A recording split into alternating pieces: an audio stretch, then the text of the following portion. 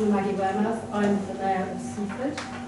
And before we start formally, I would just like to suggest a minute's silence to collect our thoughts, to remind us why we're all here, which is to serve the interests of everyone in Seaford. And then I will start the official programme and introduce the agenda.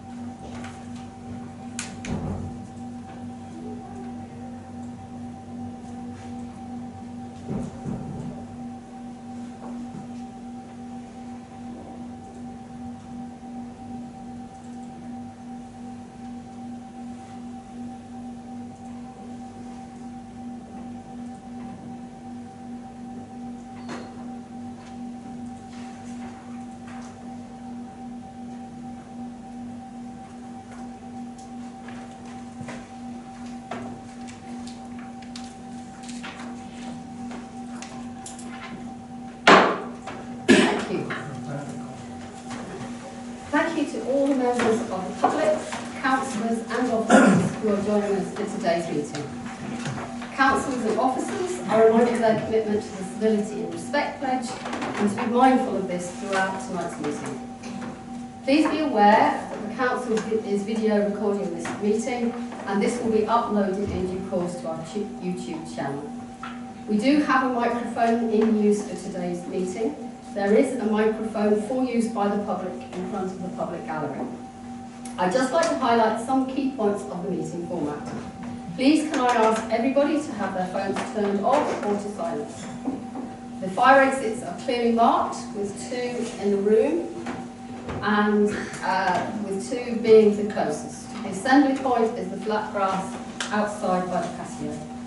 Please remain seated unless you are invited to speak or need to take a comfort break, and the toilet facilities are out in the corridor. Members of the public are invited to participate in the meeting with the following points as follows. Public participation is limited to 4 minutes per person. We've had to set a time limit for public participation in order to ensure that all items of business on this crowded agenda can be covered tonight. We're therefore allowing a maximum of 30 minutes in relation to the Seaford Town Football Club Working Group report and a maximum of further 30 minutes in relation to other items of business, and these 2 will be separated. Due to this, please be aware that not everyone in the room may get to speak, but we will do our very best to hear from as many of you as we possibly can. Those looking to speak will have been given a number by an officer as you enter the meeting. Please come down to the microphone when your number is called.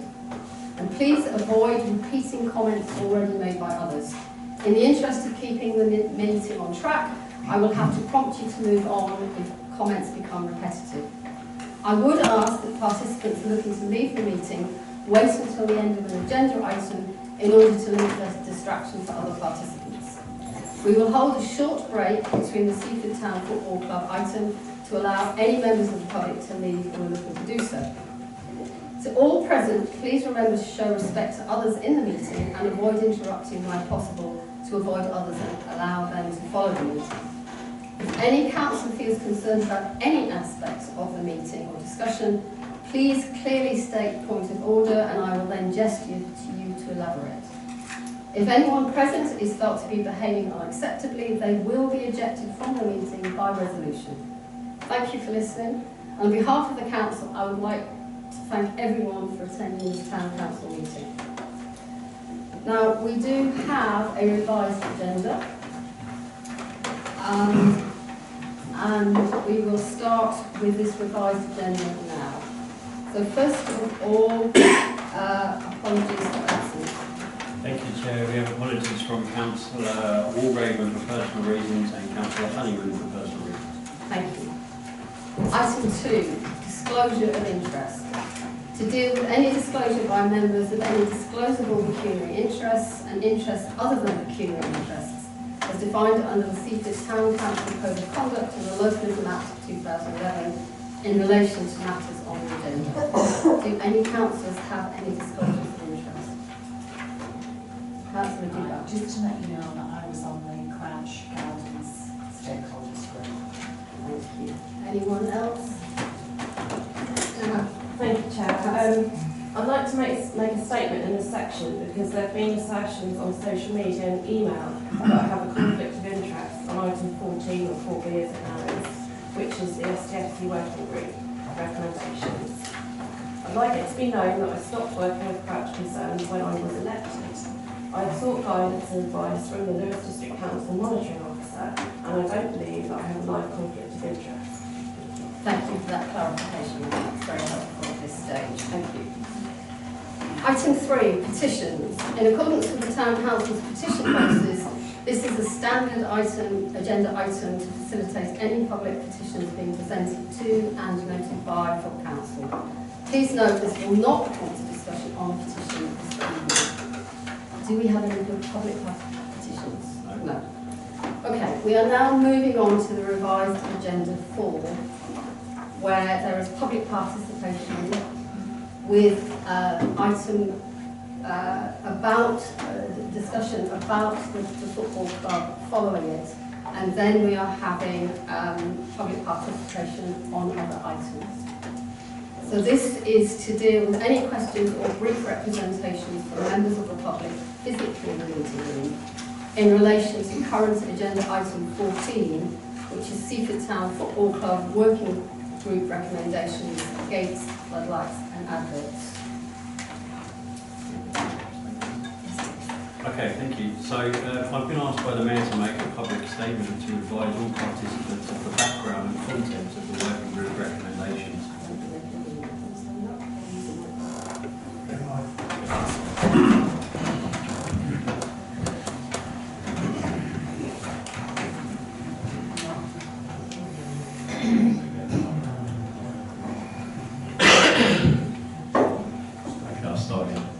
So I've been asked by the Mayor to make a public statement to advise all participants of the background and contents of the working group's recommendations contained within agenda item 14, which has been brought forward to agenda item 4 tonight.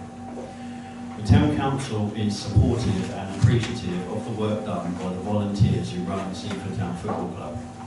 It is recognised that the football club acts as a community hub, bringing people together through matches and events, resulting in a shared identity and belonging. And it helps to foster social cohesion, promote physical exercise, and provides opportunities for personal development across the town. Turning to the matters at hand, the Crouch has been owned by the Town Council and its predecessor, Seaford Urban District Council, since 1931, with the express purpose as a recreation ground. As the owner, the Town Council is deemed to own the land in trust for the benefit of the whole community and may not legally sell it off nor assign it to anyone for anything else.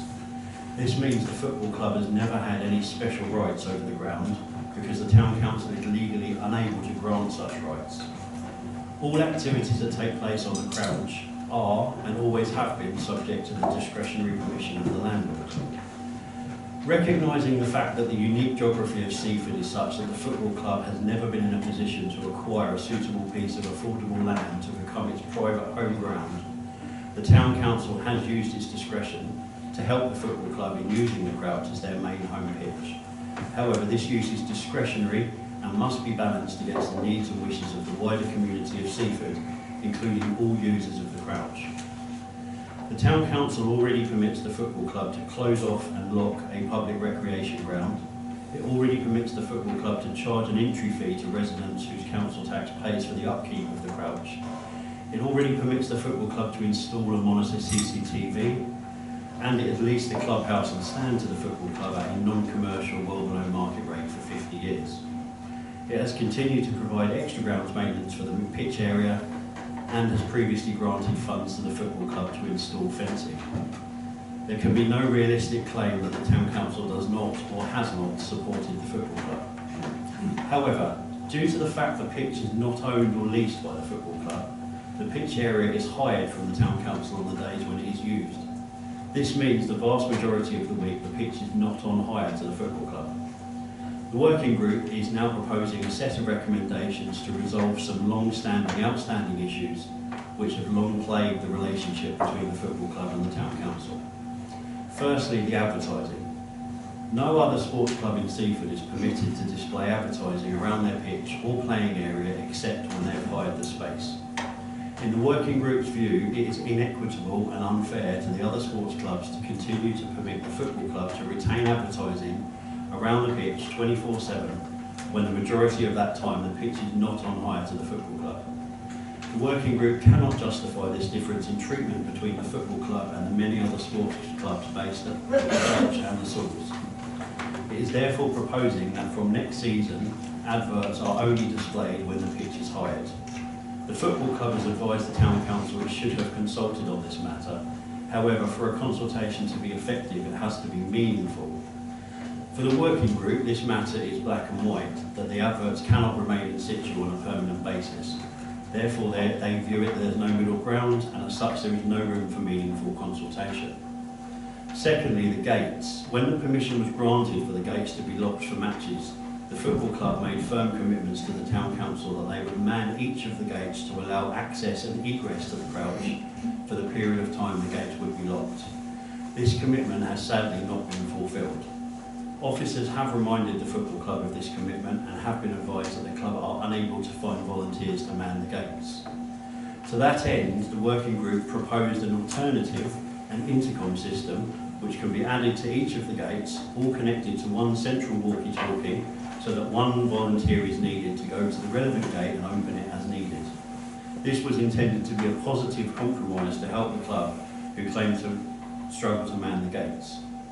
There is no space for a consultation on this point, as it merely enforces a previous decision of the Town Council, which is being disregarded. Thirdly, the push bar solution. There is a new law which passed earlier this year called the Terrorism Protection of Premises Act 2025, commonly referred to as Martin's Law.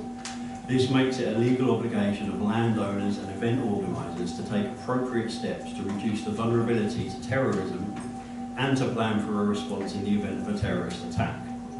The working group is justifiably concerned by the prospect of many hundreds of people being locked into the crouch with no immediate exit route as a result of all the exit gates being locked and unmanned. To that end, the working group has proposed the Town Council will pay for and install fire exit push bar type mechanisms to each gate, so that in the event of a mass panic or evacuation, people would safely be able to exit the crouch via the locked gates. It is not appropriate to consult on this matter as it is a legal instrument and there is no leeway to ignore or adapt an Act of Parliament. Those three items are the extent of the proposals for agenda item 14. There is no proposal to change the current arrangements with the floodways. There is no suggestion the working group wishes to damage or close down the football club. There is no suggestion the Town Council wants to sell off the land for housing, as has been suggested on social media. On the contrary, the Town Council is actively exploring designating the land of the crouch under fields in trust status, which would mean that it would be legally protected from ever being built on in the future. The Town Council has received over the last week many expressions of support for the balanced and proportionate proposals being recommended. It has also received a significant number of expressions of dissatisfaction. Whatever the outcome of tonight's debate and decision, the Town Council will continue to work hard to balance the needs and wishes of the football club, the neighbours of the crouch and the wider Seaford community. Thank you.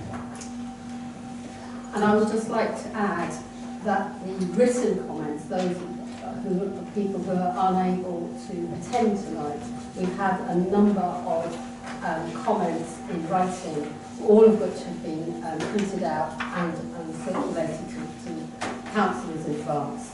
So we are trying very hard to make sure that everybody's expressed opinion is dealt with in as fair and equal a way as absolutely possible. Okay.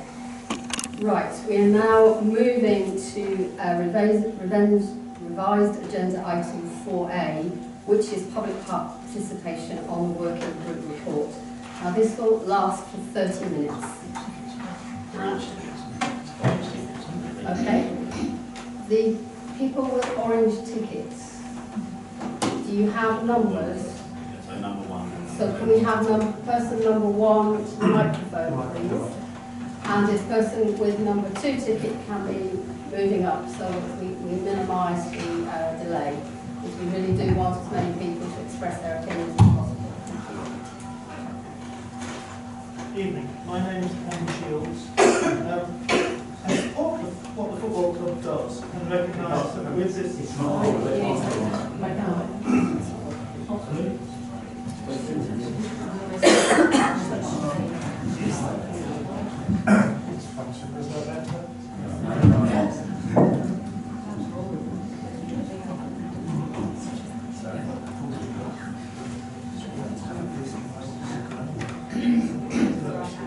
Can you hear me now? Yeah. My name's Andy Shields. I support what the football club does and recognise that with this support comes inconveniences such as parking difficulties around the approach, noise and the inability to access the park as easily as I like. However, in recent years the football club has repeatedly taken more rights than they've been given by the council. For example, the 3 matters considered by the council's working group. The recommendations made by the working group only rule on things that the football club has never had permission to do. Why should I have to look at ugly advertising hoardings in a public park on land that the football club do not lease or own? Why is it unreasonable for the football club to put signs up and take them down after the game like they used to, and like the other sports clubs in the town do? Why do I travel down the Twittons, which are marked as public rights of way on the East Sussex County Council rights of way map, only to find unstaffed lock gates blocking my access to pass through a public open space? Giving me access would not be allowing me to watch the match without paying. It would merely be allowing me my legal right of way. The football club has agreed to man these gates during games, but has never honoured this agreement. As to floodlights, the council's proposal is that the club should be monitored to ensure they are not used more than the football club's planning permission allows. I don't see how this is unreasonable. The football club tells us to talk to them about issues. I've tried. I wrote to the previous chair, who in response suggested I should not live near the football club if I do not like them doing whatever they wish to do. When I make respectful comments on social media that differ from the club's view, I'm immediately subjected to abuse, bullying, and even threats by supporters of the club, and that's happened to me this week. I try to be a good neighbour to the football club, but my experience to date is that the football club are not good neighbours to me and other local residents. Quite frankly, I've had enough. I welcome the council's recommendations. Thank you. Ticket number 2, please. Number 2. Good evening. Hello, can you hear me? Yeah, good. I'm Bob Goff. I'm a retired police chief inspector, and I'm also an alleged zealot of Crouch Concerns. The zealot came up, I think today, by one of the Seaford Football Club on social media. Right, the adverts were put up without planning permission, without SGC permission, and against the bylaws. They did get, over a year later, retrospective planning permission, and STC have every right to close the adverts at the end of the season. No other public park in the Lewis district is allowed adverts. They were put up initially illegally. In my time with Crouch Concerns, the Seaford Town Football Club, whilst they have got Lord of Lanes and do a great job in a number of areas, they have breached the planning laws, the bylaws of Seaford Town, the licensing laws in respect of social clubs. I can evidence all of these statements. They failed to maintain the roof of their own social club when they had it leased, and it was their responsibility to maintain it, and the thing fell in. Excuse me, sir, you're supposed to be talking to me. Sorry, I beg your pardon. Sorry. Okay. I personally have had threats, physical threats against me. Other members of Crouch Concerns and other neighbours have had physical threats. And we have had threats against the property. I have been accused falsely on social media of committing criminal damage, which I can prove categorically I did not do.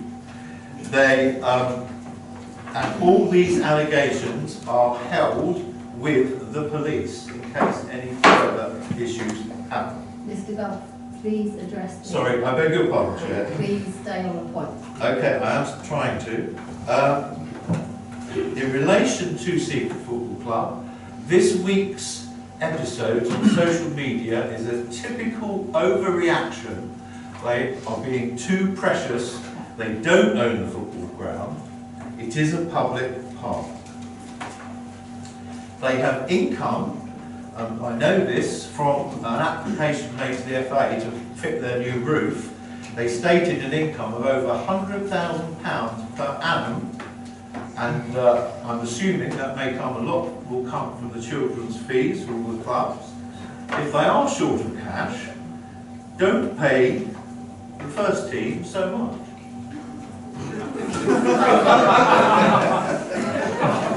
Your overreaction is for all to see. It is a public park, it's not your football ground. Congratulations to Seaford Town Council on their statement of the 20th of October and their fairness and integrity. Thank you. Thank you. Thank you. Do I have ticket number 3, please? Thank you. Thank you.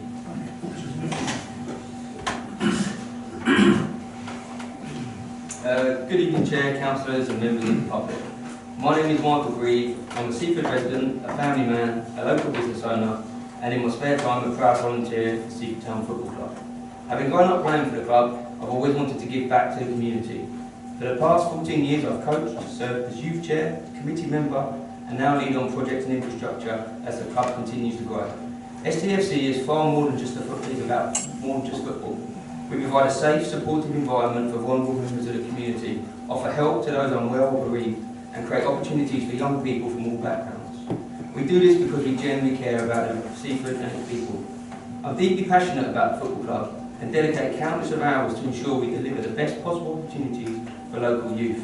Most recently, I've led the Walmer Road project, working closely with Loomis District Council to secure SIL funding and charity grants.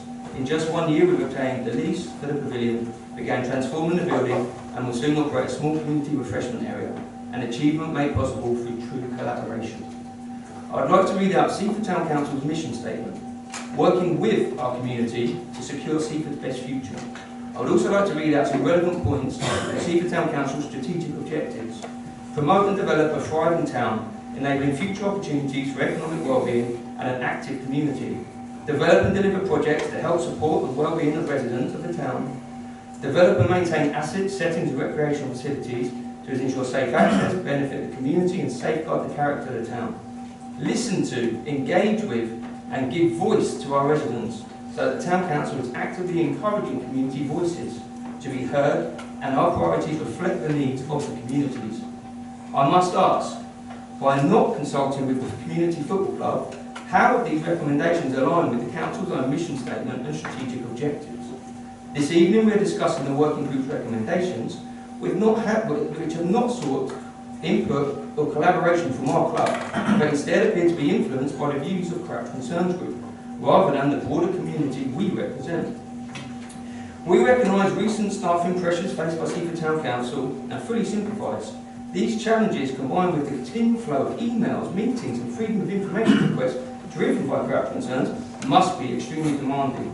However, we must not allow a small group of residents to influence key decisions that affect a much wider community. I would also like to formally note that the club has not been consulted by the working group on any of the recommendations being discussed this evening. The group has not sought to understand the potential impact of these proposals to the club or the broader community. Furthermore, the club was only made aware of this meeting on the 17th of October, leaving very little time to prepare. Floodlights. The club appreciates the working group's recommendations of our efforts to communicate floodlight usage in advance, both with the council and publicly through our social media platforms, and signage at the crouch gates in full compliance with planning conditions. The club supports the floodlight recommendations.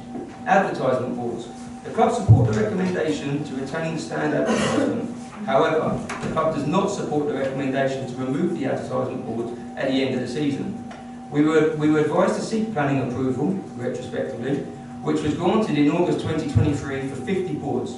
Despite this approval, members of Crouch Concerns photographed the 37 boards in place and immediately after the planning meeting in Lewis and lobbied Seaford Town Council ever since, resulting in a full council decision later that year to restrict the number to 37.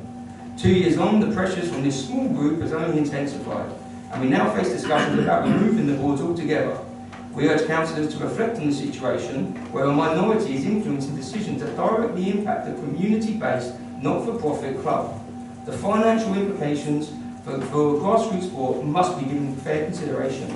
Gate closures. SFC supports the recommendation for the Town Council to... Mr. Green, I've had your 4 minutes. Okay, thank you. Thank you for your...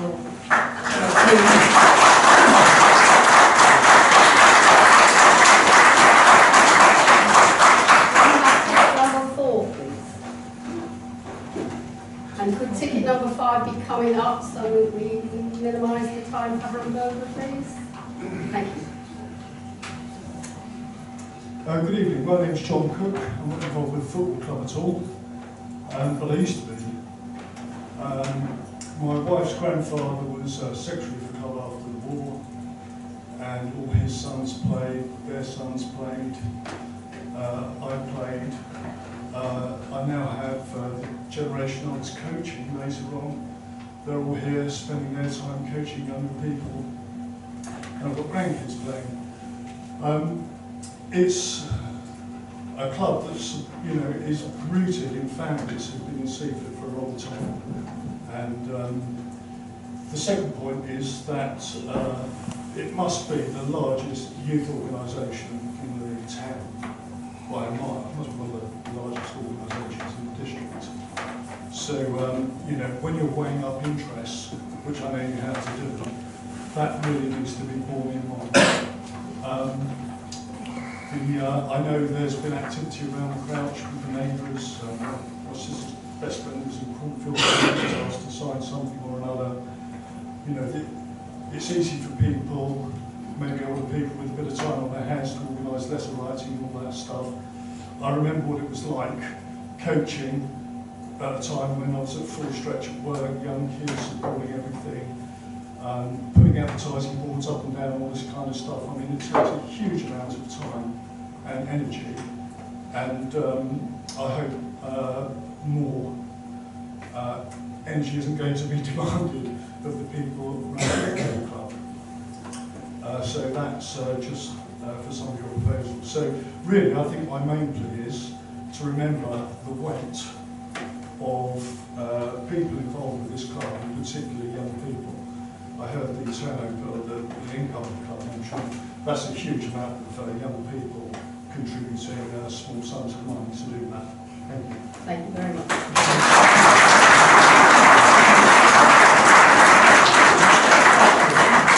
Ticket number 5, please. Good evening, councillors, officers and members of the public. My name is James Kendall. I'm the treasurer of Seaford Town Football Club. I'm also a first-team player, a committee member, and by profession an accountant. I'm speaking tonight because the recommendations from the working group have a serious and lasting financial impact on our club, and more importantly, the hundreds of young people who are on it. Seaford Town Football Club is a non-profit, volunteer-run organisation. We have more than 600 players from under 6s to adults and inclusive teams. Every single pound we raise is reinvested directly into our community, paying for pitches, referees, equipment, insurance and coaching. Our biggest and most reliable source of income is sponsorship. Local businesses support us by pitchside advertising, and those funds are vital. They help keep football affordable and ensuring no child in Seaford is priced out of playing the sport they love. Yet, even before these new proposals, we were already financially restricted. We have had planning permission for 50 advertising boards, but as our landlords, Seaford Town Council only allows us to display 37. That's a 26% in reduction in potential sponsorship revenue, money that could otherwise go towards funding pitches, equipment for our young players. Now the working group is recommending that we remove and reinstall those boards after every match. As an accountant, I can say plainly that is financially destructive. Sponsors support us because their boards stay visible throughout the season. Remove that visibility and those sponsors will walk away. It will also make us commercially less attractive than neighbouring clubs, putting us at a competitive disadvantage when it comes to securing future sponsorship. Losing that income will create an immediate funding gap. Thousands of pounds per season that would directly affect our ability to provide affordable football for local children. We already operate beyond capacity with several youth teams playing in New Haven and surrounding areas because they're enhancing our pitches in Seaford. Every penny we raise goes back to keeping them opportunities alive. The proposal to install the intercom system on all gates only adds more pressure. Beyond the initial cost of installation, there's ongoing maintenance and a real risk of vandalism, and therefore an added burden of replacement costs at site already facing regular damage and antisocial behaviour. From a professional accounting perspective, introducing costs like this is financially irresponsible, unnecessary and unsustainable expense for a non-profit club. Every added restriction, every added expense takes money away from children, families and volunteers who make this club what it is. If these recommendations goes ahead, they won't just inconvenience the club, they can undermine our financial stability, giving access to football for hundreds of young people in this town. This isn't about floodlights or gates, it's about what the community Seaford wants to be. Do we want to support grassroots sports and community volunteers, or make it harder for them to survive? Seaford Town Football Club wants genuine collaboration and decisions that are financially and practically sustainable. So tonight I'm asking you to reject these recommendations, pause this process and work with us to protect both public access and the future of grassroots football in Seaford. Because the true cost of these proposals won't be measured in pounds, it'll be measured in lost opportunities for young people across this town. Thank you.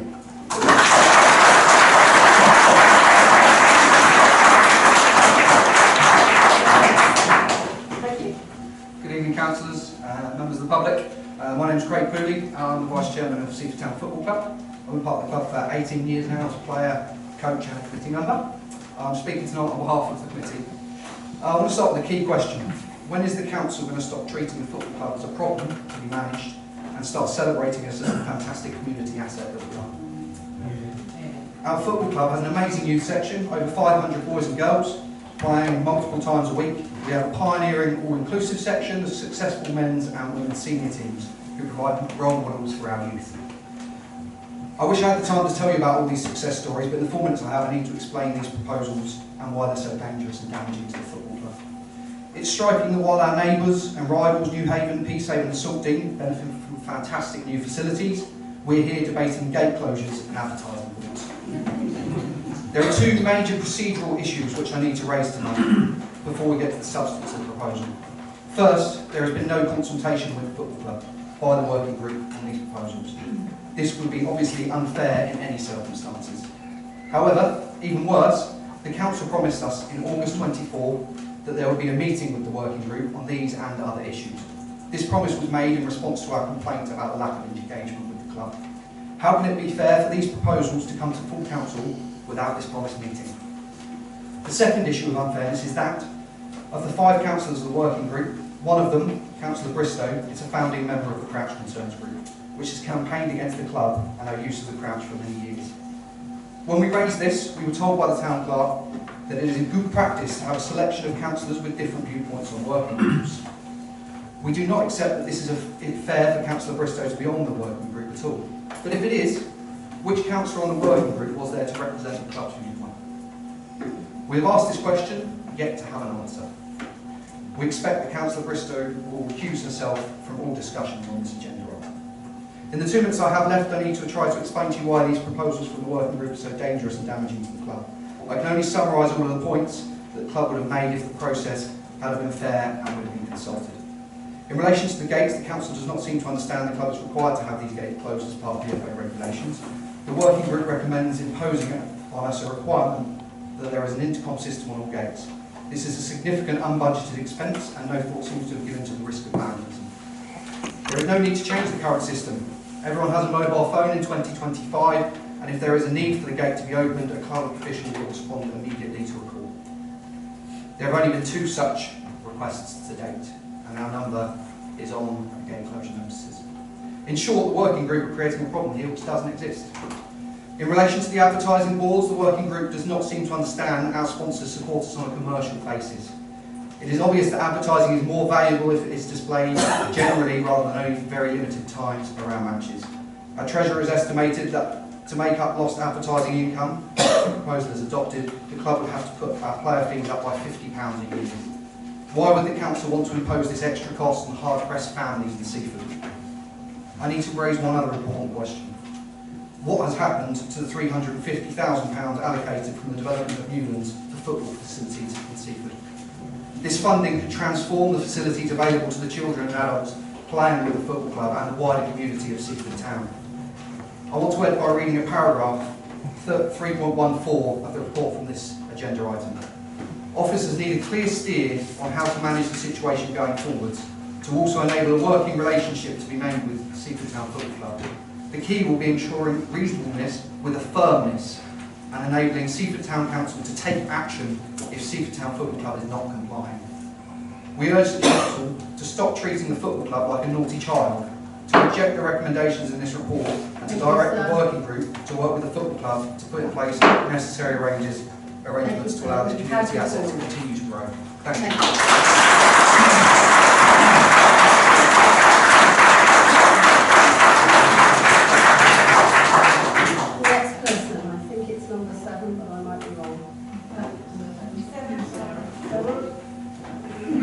And again, if there is an 8, they come up to the front in order to facilitate the transfer. Can you come to the front, please, so that we... Right, okay, thank you for that. That helps a lot. Yeah. Okay, that's great. Okay, all right. Please do start. Okay. Good evening, Mayor, councillors and members of the public. My name is Sarah Scott, club chair and a parent of 2 children who play for Seaford Town Football Club, one of whom has a disability. I'm here tonight on behalf of Seaford Town Football Club, a club that has served this community for decades, supporting not just sport but well-being, inclusion and opportunity for all ages and abilities. For both of my children, football is far more than a game. It's where they belong. It's where they grow in confidence, stay active, make friends and feel part of something bigger than themselves. For my son, who plays in one of our club's 4 disability teams, the sessions are vital for his mental well-being and physical health. They give him a sense of purpose, pride and inclusion that's hard to find elsewhere. And my daughter, like so many girls in this town, has found her voice and her strength through playing in our thriving women's and girls teams. The club has given both of my children opportunities that simply wouldn't exist without it. I stand before you to raise a serious concern about the recent formation of a working group that appears to have been set up without any consultation or communication with Seaford Town Football Club. This group has taken on the recommendations of a local organisation known as Crowd Concerns, a group that has publicly opposed many aspects of our football operations. We're alarmed that these recommendations, made without speaking to or involving the football club in any way, are now being considered in a formal setting and may directly influence decisions that affect our club's future.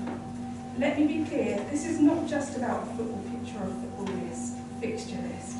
This is about real people in our community. It's about our 4 disability football teams who rely on our facilities and support to play the game they love. These sessions are not just recreational, they are vital to the mental health, physical well-being and social inclusion of people who often face barriers in many other areas of life. It's about our women's and girls team who have grown significantly in recent years, providing a safe, empowering space for female players to thrive in a sport that has historically been male-dominated. The recommendations being taken forward without our involvement threaten the future of these programmes by undermining our ability to secure funding from advertising sponsorship and gate revenue, plan sessions or invest in our infrastructure. Is it right that these decisions, which could have such significant impact, are being shaped without consulting the club that delivers this work? We are not against scrutiny, dialogue or even disagreement, We welcome open discussion, but we do expect fairness, transparency, and above all, inclusion in the decisions that affect us and the people we serve. On behalf of all of our players, especially those with disabilities, our women and our girls, our families and volunteers, I urge the Council to hold any further action from this working group until proper consultation is carried out, with all relevant stakeholders at the table, including Seaford Town Football Club. Let's work together and not work through back channels to find solutions that genuinely serve the best interests of the town. Thank you.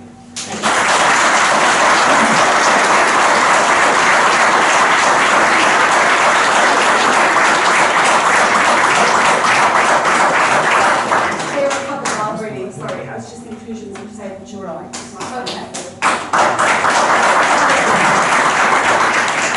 That's very public spirited, if you like. I thank you. Is there anyone else who has got a ticket? Right. Would you like to come up to the front, sir?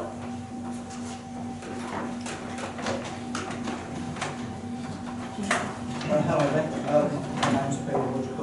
I'm just a local resident who's got care of my great grandchildren who have both been through Seaford Football Club.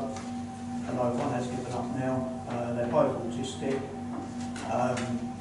The other one has now gone on to play mainstream football, which without Seaford Football Club would not be possible.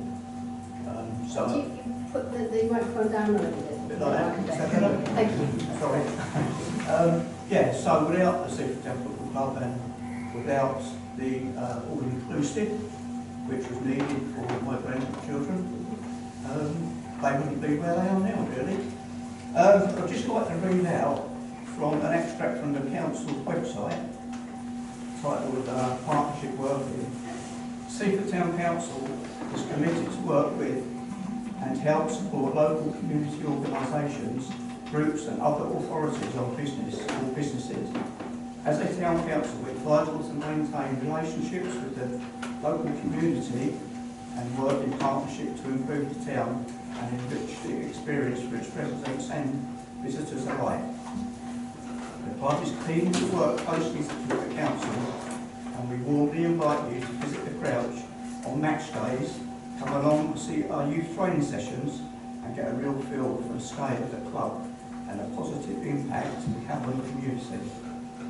We welcome the chance to share with the councillors the presentation we've developed over the past 2 years, outlining our future ambitions, as well as to show how our facilities have fallen behind neighbouring towns with more modern infrastructure. We also note that the £350,000 Newland Section 106 funds remains unused and could be a valuable resource for our footballing community. We genuinely hope the club and the council can sit down together to collaborate in the spirit of the council mission statement, partnership working policy and your strategic objectives. Upon finishing my speech here tonight, I would ask the councillors to consider one more thing. What has Crouch Concerns done for the wider community, and how has a minority group of people been able to influence these recommendations? Thank you for listening.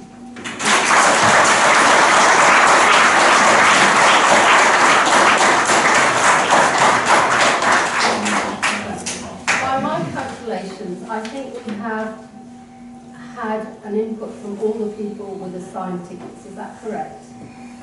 We have 3 minutes left. Is there anyone who would like to add anything to this discussion? If not, we will move on, but this is your opportunity. If something has come into your head, something that you would like to raise hasn't already been raised. No?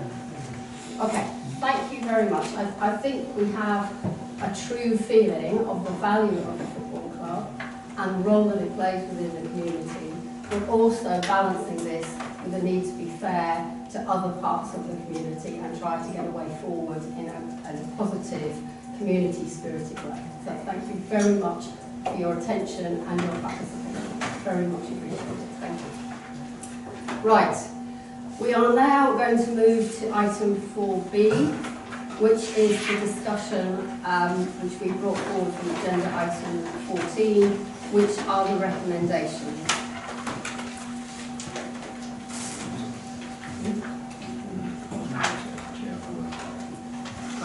Councillor Bournemouth. Thank you, Madam Mayor. I was chair of the Seaford Town Football Club working group. I would like to thank... Sorry, can you put one mic behind me? Can you get the microphone? Get the microphone.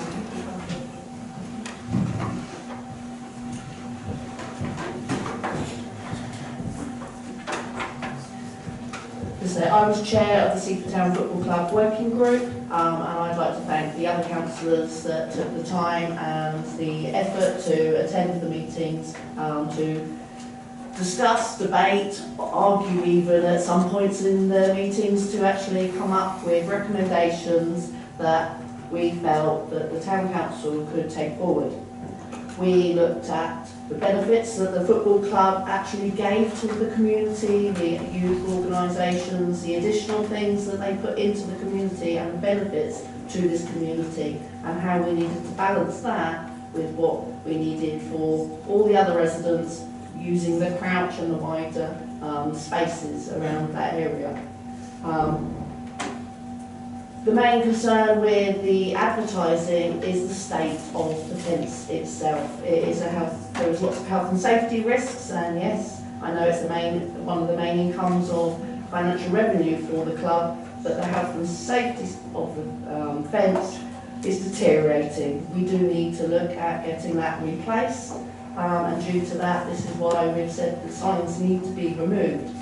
We've also discussed the ongoing discussion with the football club in the future with how we can replace that and make it easier for them to have put up and put down sponsorship there that would make it easier, and this is an ongoing conversations we can have with the club going forward.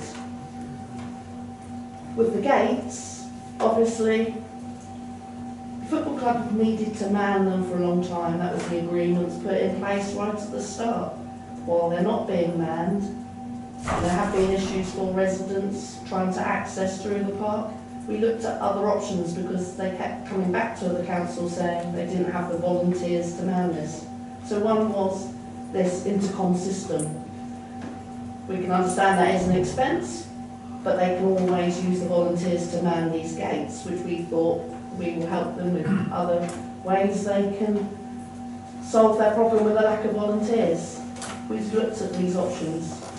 With regards to the emergency exit mechanisms, this will be down to the Town Council to fund, as this is a law that's coming into place, and we will be obviously going forward, we're looking at options for that.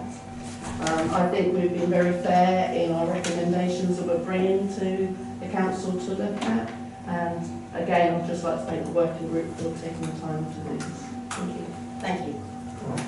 Thank you, Councillor Bournemouth.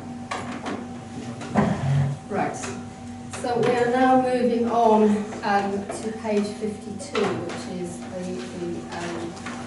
item under discussion.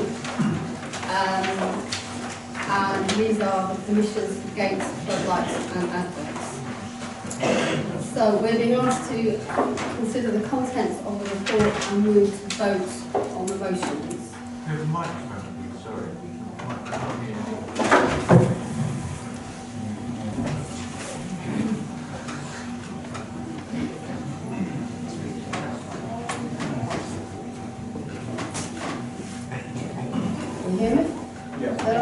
Okay, so this is quite a complex set of deliberations. So what I'd just like to do is draw your attention to the structure of the component parts of recommendation 2. Because what we're going to be asked to do is various recommendations, and I'll be asking you as councillors to make comments and, if necessary, make amendments to the following parts of section 2, which are 2A1, the floodlights, 2B1 adverts, 2B3 adverts, 2C1 the gates, 2C2, C3, C4, 5.1 and 5.2, all about the gates. So as councillors can you please, when you stand up, could you give us a steer as to which one of these components you're talking about, so we will try and represent your views and opinions and comments as accurately and as properly as we possibly can. I will now ask Peter Cousin to talk to this item.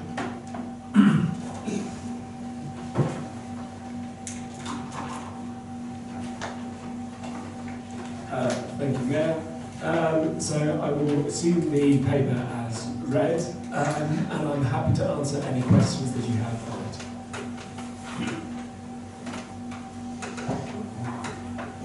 Councillor Dubar. Councillor Bristol. Thank you.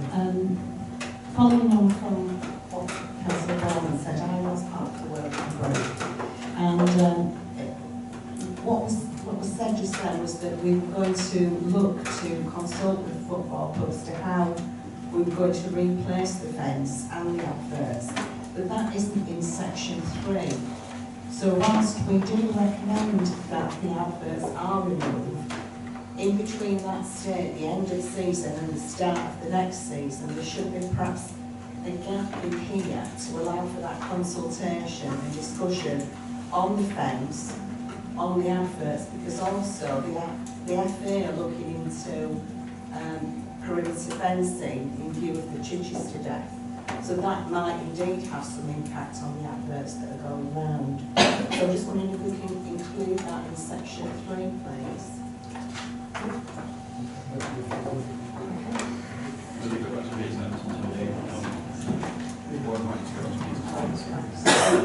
Councillor Bristow, what is he talking about? No? I'll talk later. Do we have any more questions or comments?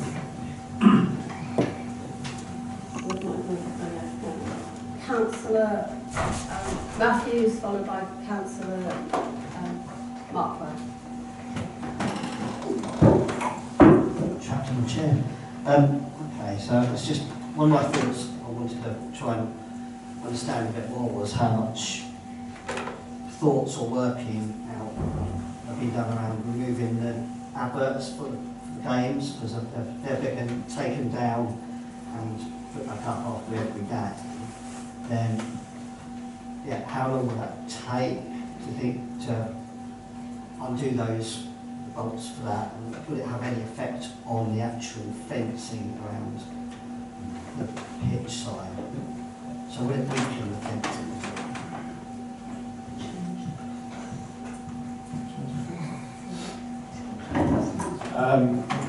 Thank you. So we will look at a number of options which we will discuss with the club. My understanding is prior to these permanent adverts going up, kind of a pop-up banner type advert was used, which is relatively easy to go up and down. Obviously, we're having several conversations with the club about a new fence going in, because I think we all understand that the fence does need some work done on it to make it safer. When we look at that fence, we can also look at how easy something can be attached. And that could be a discussion we have with them. Councillor Markwell, please.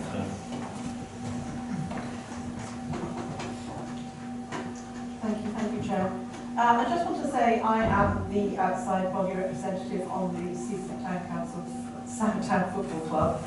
I've only been to one meeting. We've had only one meeting, I think, since we, myself and another councillor, were nominated to attend. And we had a very, very positive meeting and friendly, engaging meeting with members of the football club in July. And just to say, in terms of the fencing and the adverts, at that meeting we did start talking a lot about the proposals for a new fence in the future, with an insert that would be much easier to hang adverts on. So there are some really good ideas floating around for making this happen, and subsequent hopefully funding coming through as well. So there are details there that I know the club have been spending some time looking at, and they did seem to be, on paper I saw some pictures, they may not be the main choice, but they seem to be very useful and realistic. So I guess I just want to say that there are, in the future, opportunities to make things safe, make things, improve things, and to actually be able to have those focused conversations. And I was grateful to be able to be nominated to be part of that group and to attend those meetings. Thank you. Anyone else? No. Councillor Dunn, followed by Councillor Taylor. Thank you. Good evening, Madam Mayor, and good evening, Mark. This was way before my time. I've only just recently returned as a councillor, you know, as July. And I'm just very saddened by the whole what's happened this evening, especially about social media, because it is so shallow in some ways. We as council and councillors, we are volunteers as well. You know, we've got our head above the parapet. The only thing I'm really trying to understand out of this, what the working group have come up with, is why the football club cannot man 5 gates. They have managed to raise so much support this evening, outside and within inside, with so many volunteers, and they've come here and they've really shared their views. I just would like to understand why they can't man 5 men can't man 5 gates. Thank you, Madam Mayor. Thank you.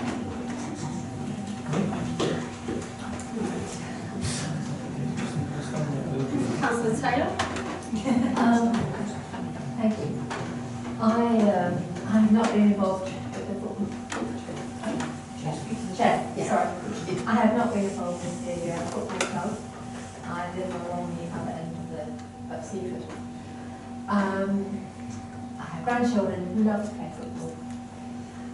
And that's my introduction to children's football, and it's impressive. I want to say, I want to ask a question, because I've heard a couple of references to Newlands School and to land. Because clearly trying to live alongside a football pitch for residents has got to be quite challenging. And I'm wondering if there's any real opportunity to move the football pitch somewhere else, because we haven't heard any mention other than Newlands. I don't know if that's real. I think that was development money that came from the Newlands development. I don't think it's about land, if I'm correct. Because I used to be a trustee of Newlands. I don't think it's available land at Newlands. It's money related to the Newlands development. So there isn't any other land that is... I can't answer that, but it's certainly not to Newlands. Councillor Rutland. Thank you, Chair. Is it possible for you to stand up or not? I'm afraid not. Okay. Earlier today, I went along to the Crouch and had a look around, obviously in preparation for this evening, and the state of the existing fence, or the existing railings, certainly are in quite a bit of disrepair, and the advertisements are attached to railings which are bolted onto metal railings that are bolted onto that rail. So yes, it would be very difficult to remove those. However, if we're considering putting in a new fence or around it, then it would be an integral part of that fence that would accommodate some system where the advertisements can be inserted or removed very easily to facilitate that in future. So that then accommodates the best of both worlds. And obviously we are committed to both the football club and all of the residents of Seaford and doing our best to try and please everybody. So in the spirit of fairness, yes, current advertisements would be very difficult to remove. But with a new fence and a new system in place, adverts would be accommodated much easier. Thank you. Anyone else with questions or comments? Councillor Bristow. Thank you very much, Mayor. I hope everyone can hear. I'm just going to keep sitting down, if that's okay. So I've lived close by to the Crouch since 2018 at 2 different locations and have been there nearly every day. I never intended to get into politics. Politics got me. I was elected with the highest number of votes there because people cared about, at that time, what was the proposal with the fence and the Crouch. And I think we can probably all say in the room that it was quite unpopular and it was pulled. But to cut a very long story short, if you can think back to COVID lockdown, it was very, very quiet. When people started coming out, when football started happening in the Crouch, it was great. It was like the thaw after the gnarly winter, when finally you could hear the joyful cheers of sport, and it was brilliant. Personally, I've been involved in running 2 different sports clubs and leagues, voluntarily, amateur sports clubs, and I've got a professional background in stakeholder engagement. People came to me and other people about what we could do with the fence. What I really didn't enjoy and others didn't enjoy was the atmosphere which then developed, and I was really, really keen to put that right and try and bring things together. Now, whilst during that time we didn't come to an actions agreement about what happened, I actually got on really, really well with Tom Webster, and between us we came forward with a proposal for a pitched around barrier at the time, which I think would have been well tolerated by the other users of the Crouch, who during the daytime are largely women, not exclusively, but largely women, and they're of all ages. And to put a positive example forward, when the gates were installed, sort of towards the end of COVID, after COVID, people who perhaps weren't connected to the football club were asking why have these been put there, and they were starting, myself and my mother included, to feel a bit wary, especially because it was the time when we had those high profile cases where women had been sadly attacked. But the good thing was that since becoming a councillor and with the officers a year or 2 ago, we managed to move the gates so that they were swapped round, so they could be locked open, so that people felt safer, but they could still be close to football, and we found a solution, and that was really positive. I've always been wanting to work together with the club. It wasn't up to me how working group was run or not. I've never actually had an email from the football club as ward councillor asking for any advice, help or meeting. Unfortunately, Tom obviously left, and perhaps it was because there was a change of people at the time. I'm really impressed with what the football club does. We're on 3 minutes. Thanks. So is that 3 minutes? Yeah. So do I need to stop? Please. Yeah. Thank you. Right. Does anyone else have anyone? Councillor Stone. Hi, thanks, Madam Mayor. I noticed that lots of various people speaking mentioned £300,000, £350,000 from the Newlands thing. Oh, look at this, Googling. And it looks like that money went to Lewes District Council and it was earmarked for Seaford Sport Pitch contribution. And the latest I can find any reference to it is in the 2020-2021 strategy from Lewes District Council. Do we know anything about where that money is and whether it can be, where is it basically? Does anybody else have any queries? And we can perhaps get officers to Would you address like me to answer that question? Yes, please. Okay, so when I started, I explored where there's Could you come here? Standing shovels. It's just easier for members of the audience to see. If you continue, if you stand up with a microphone, then that should work. Thank you. So when I started in post, I tried to explore what was going on with that money, and what I discovered was, as Councillor Stone says, the money was awarded to Lewes District Council as the planning authority under Section 106 legislation. For the first 5 years of that money's availability, until the 15th of July 2025, it was earmarked for the provision of a new sports pitch in Seaford. It had to be new, and it specifically says a new sports pitch in Seaford. And in the first 5 years until the 15th of July this year, that's all it could be spent on.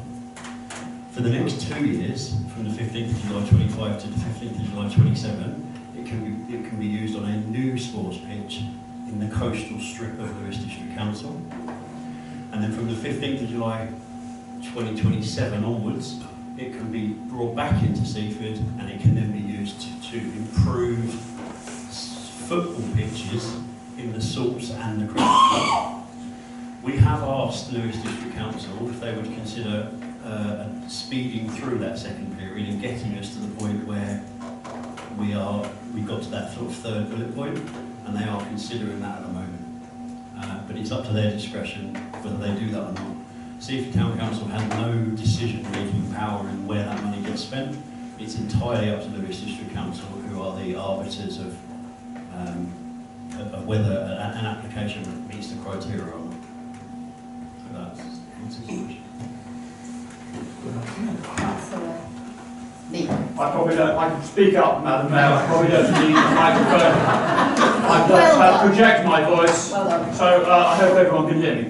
Madam Mayor, I just would like to say that I did suggest to officers, and an inquiry was made of Lewes District Council whether the 350 S106 money could be used on the Salts, and I'd suggested an area where the old pitch and putt was, up on the behind the cricket pavilion, which might have been big enough. However, the authority at Lewes District Council said they wouldn't go with that idea. So, unfortunately, that's the situation. Could I also say, Madam Mayor, that I do understand from the town clerk that some of the issues which the football club are concerned about are mandatory legislative things that we have to deal with as a council, by law almost. So it's just a question of finding how we can work through that so that we abide by the law and aren't therefore liable as a town council, and yet we manage to also support the football club. And I don't think anybody would doubt the amount of work that the football club does for the town. I don't think that's in any contention at all for the wonderful work they do, and it's all volunteers. I do understand that. But we do have to be realistic about what's demanded of us by central government and legislation. Thank you. Thank you very much. Okay. Councillor Adeliji.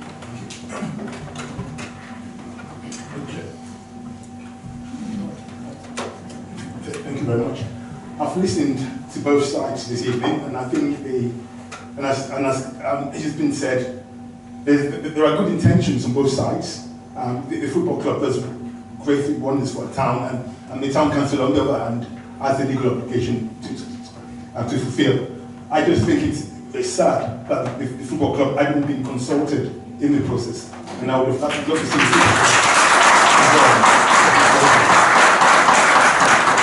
I think it's important in a democratic society to listen to both sides, and I listen to both sides tonight. It looks like there are just two minor points upon the contention. I know Chair, you want us to just go on to each section, but I think the main point of contention is on the advertising boards.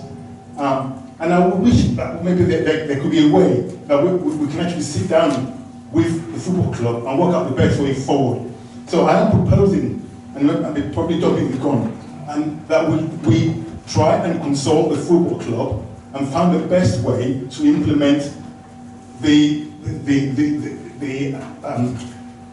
banner, the advert, because there's many things happening now. We're talking about the new fence. Yeah, so I'm proposing that we consult the football club and in view of proposed changes, in view of the new fence coming into place, and find the best way to actually implement section 3 of the proposal. So, just for clarification, yeah. Which of these are you actually talking about? Because I don't think we actually talk about a new fence in these proposals. But yeah, I am okay. Just I am proposing that we actually consult the football club regarding the section 3, which is on taking down the banners, or taking down the adverts at the end of each football game. So this is 2B3? 2B3, yes, please, yeah. Okay. My understanding is that is the main point of contention. Okay. And can you put words to Your amendment? My amendment will be that I think to consider the recommendations of the working group set out within the report and defer the decision on item 3, pending further consultation with the football club.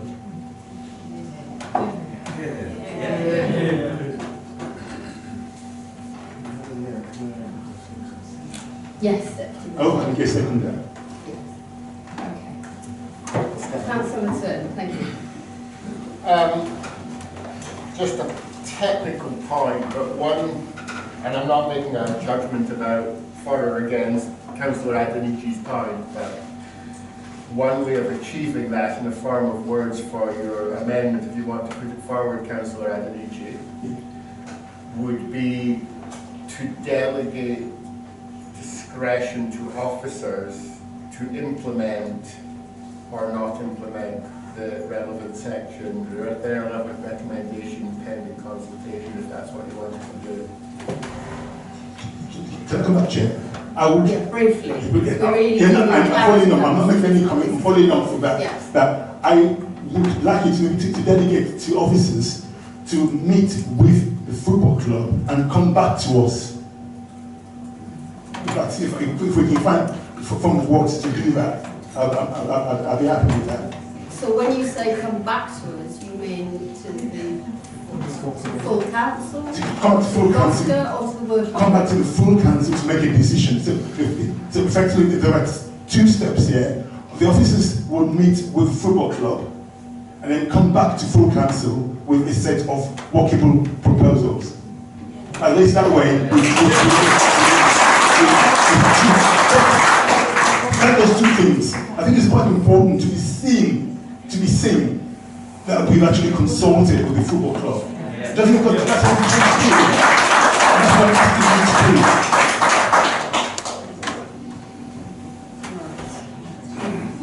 So this covers the entire 2B1, 2, and 3. So it's only 3, I think. Or is it just 2B3?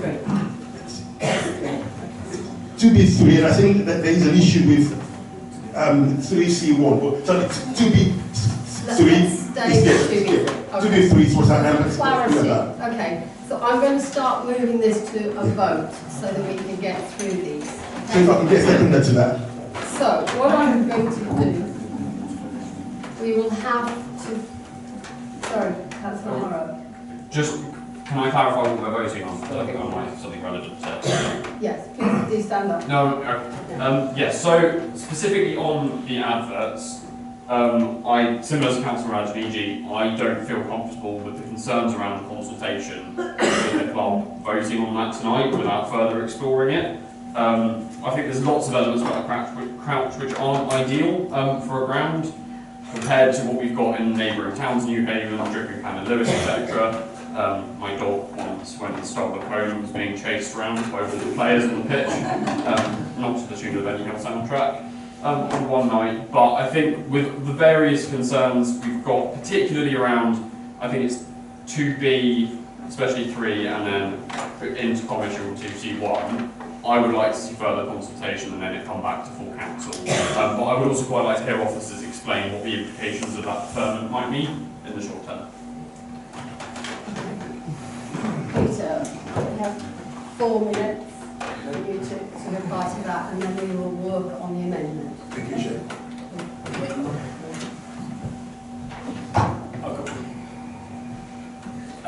So I think, I'll speak up. So I think if we could do something in the next few months, then we could bring something back to the next meeting, and we could get something back to the next meeting prior to the May date, where we would actually implicate the actual implications of this. So yes, I think we could get something, a consultation over the next November, December, and come back in January to full council. All right. I'll second Councillor Antonici's proposal. Okay, so we have an amendment to 2B3. Do we have a form of words? That Officers. Can I offer a final thing? Yes, please. Please do. Officers will consult with Seaford Town Football Club over the proposal on, as stated, on adverts, and will report to the next council. One more comment. It's my motion. Can I give the floor? Yes, What? please. With due respect, I can speak. This is your last go. We really need I take umbrage to someone writing a motion for me. Yeah. Okay. I am proposing that we delegate 2 officers to consult with the football club on implementing 2, 3, and then come back to full council with a set of proposals. You're proposing that? Yes. Do I have a seconder for that? Councillor Honeyman, thank you very much. You got that? Are you clarified about that? Does anyone want Can I that? ask proposals on what aspect exactly?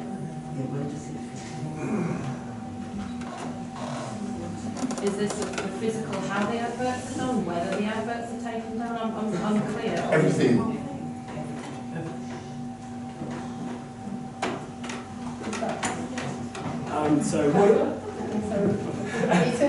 So what I would suggest is that we come back with a number of options that we bring back to this council, which would be the preferred option, potentially a midway option, or this option. And we come back to the full council to make that decision, is what I propose. Okay. Councillor Honeyman.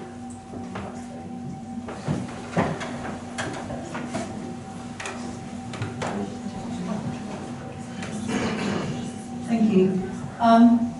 Thank you very much for everyone who's spoken this evening. It's been a really good discussion. I admit I am concerned, having, a bit like Councillor Bristow said earlier on, as one of the board councillors for Seaford South, we haven't heard much from the football club when there was all the stuff going on about the fence and everything. We didn't hear that much as ward councillors. But my concern is tonight, having heard, obviously, the adverts, from the legal side of view, the council has to do what it has to do. But I'm concerned from the financial point of view for the football club, maybe needs a bit more time to actually work out how they're going to sort out their revenue to keep the club going and everything. So I'm a bit concerned they maybe need a bit more time to sort this out, because obviously we've heard quite a lot of passionate comments and everything. So I'd just like to, that's why I'm happy to second Councillor Antonici's proposal. Thank you. So can we just for clarity, we're going to read out the amendment and then we will vote on the amendment and then we'll go from 1 all the way through to the items, the recommendations. Thank you, Chair. Thank you, Chair. So the proposed item 2B3 is changed to, as the proposal is, delegate to officers to consult with Seaford Town Football Club on implementing 2B3 and then report back to full council with a set of proposals. Okay. Does that have the same timescale? The same timescale to bring back to February, is it to January? No, because currently the adverts can stay until the end of the season in May, and any change would only come after that. So is this just how it would work, and then they still need to change that after the next season? I think that will have to go within the amendment to actually look at that as part of the delegated power for officers. I think we can't drill down into that level of detail. Okay? Right, so I'm going to bring... Sorry, how do we do that? Last comment. We really need to do this on. You haven't taken into account the health and safety issue. There are adverts on that fence at the moment that have got 3-inch nuts or bolts, the bolts that stick out. There's one advert that sticks out into the spectator bit, and there's another one that sticks out into the football playing bit. So the health and safety aspects need to be addressed regardless. I think that has been made in the papers, that we have to have a lawful, safe agreement. That goes without saying. Okay. Right, so I'm going to move this to a vote. So our first... Sorry, yeah. Chair, can you... No, I'm sorry. Microphone. Can't I'm hear. sorry. Okay. Right, okay. Does that help? Yeah, thank you. Right, so first of all, we are asked to note the contents of the report. Do I have a proposer? Councillor Rutland, a seconder, Councillor Horrow. Those in favour of noting the contents of the report? Thank you, that's unanimous. Any against? Any abstentions? So, thank you, that is passed. Right, we're going to go through this in some detail, really just to make sure. So this is item 2. One is to consider the recommendations of the working group set out within section 3 of the report. So 2A1 floodlights, that we can approve the continued use of floodlights according to the Planning Commission. Do I have a proposer? Councillor Borman, a seconder, Councillor Lord, those in favour? Any against? Any abstentions? That's passed. Thank you. 2B1, in accordance with the lease and subject to advertising, that the Town Council continues to allow the display of adverts until the 7th of August 2008. 2028, sorry.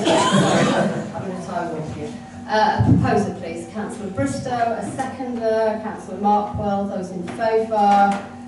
Thank you. Any abstentions? Anyone against? Thank you, that's passed. Right, 2B2 adverts, that the inspector will undertake a weekly inspection of the adverts and any areas deemed to represent a health and safety risk.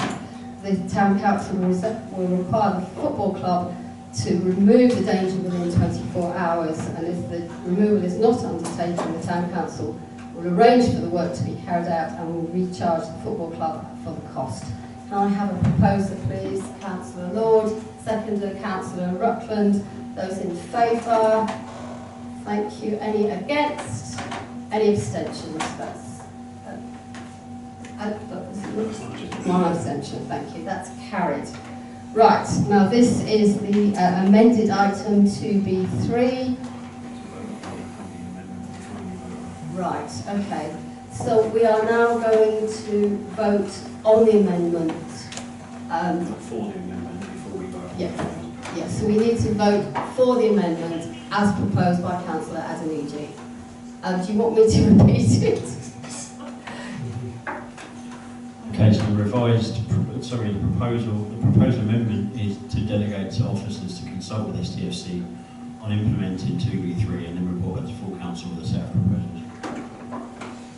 Are you proposing that, Councillor Adeniji and Councillor Honeyman? You are seconding it. Those in favour of this amendment? Thank you. Those against? Any abstentions? That amendment is carried.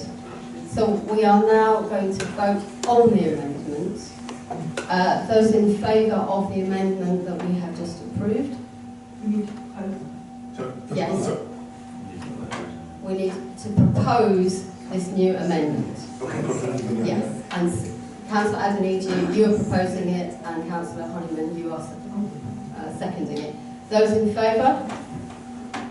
Thank you. Anyone against? Any abstentions?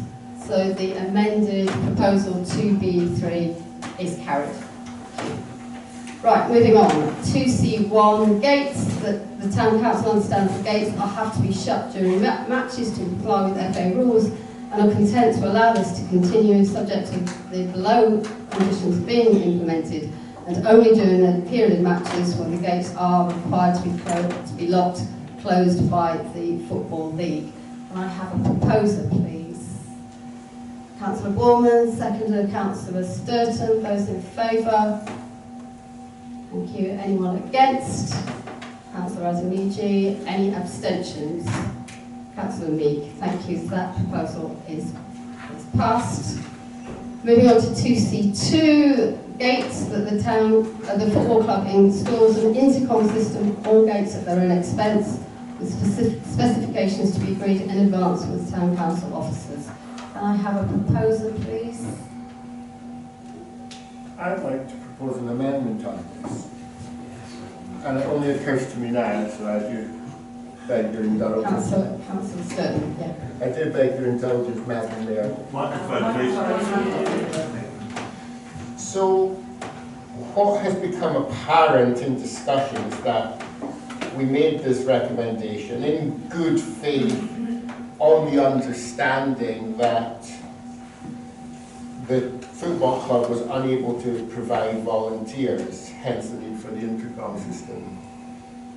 I would propose an amendment, and I realise this is my own report, so I do beg your indulgence. I would propose an amendment making it clear that this is an alternative to volunteers, that one or the other will apply.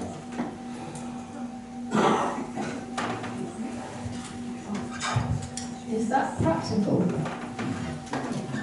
I would ask, well, if officers tell me it's not, I will withdraw my amendment. So yes, obviously that is the current agreement in place. As long as one of the two are applied, then yeah, I can't see a problem with this. Right, starting a discussion again.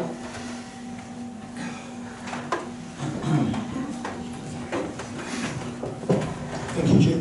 I would love to second that amendment. Again, I think it's a shame that the football club were not consulted. Because if we were consulted, we wouldn't be in this position today. So I think by seconding that gives the football club a choice, or at least a stand.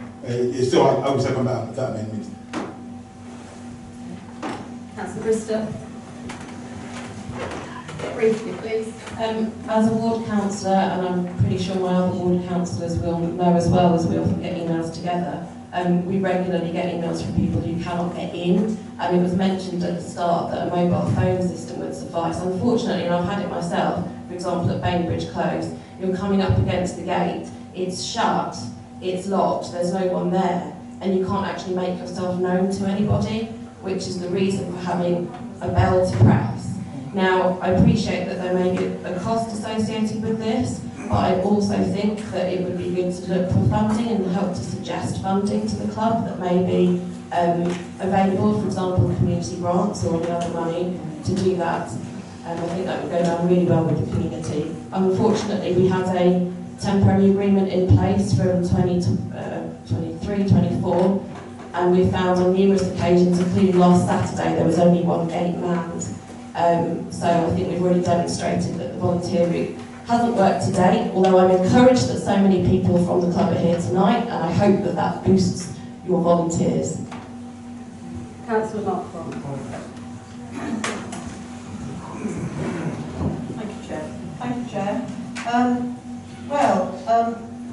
hate to go down the route of Councillor Adonici's first proposal, but it seems to me it might be useful if we actually included 2.2 in the discussion that the officers are having, and I know that might be a retrospective thing on the amendment, but it might be helpful because there's certainly not enough clarity here on either side, it seems to me, that if we're going to have an amendment that allows for inclusiveness and discussion for 2.3, maybe we could also include 2C2 in that discussion, and so pausing it at this point. It's just a suggestion, I'm not sure how we go forward with that, Chair. Councillor Horrocks. Thank you, Mayor. To echo Councillor Markwell's point, I think we should be taking all of item C to the same timeline that we are taking 2B3, so that would mean we're consulting on the gate closure process alongside the advertising process to make sure that we've got a consulting process.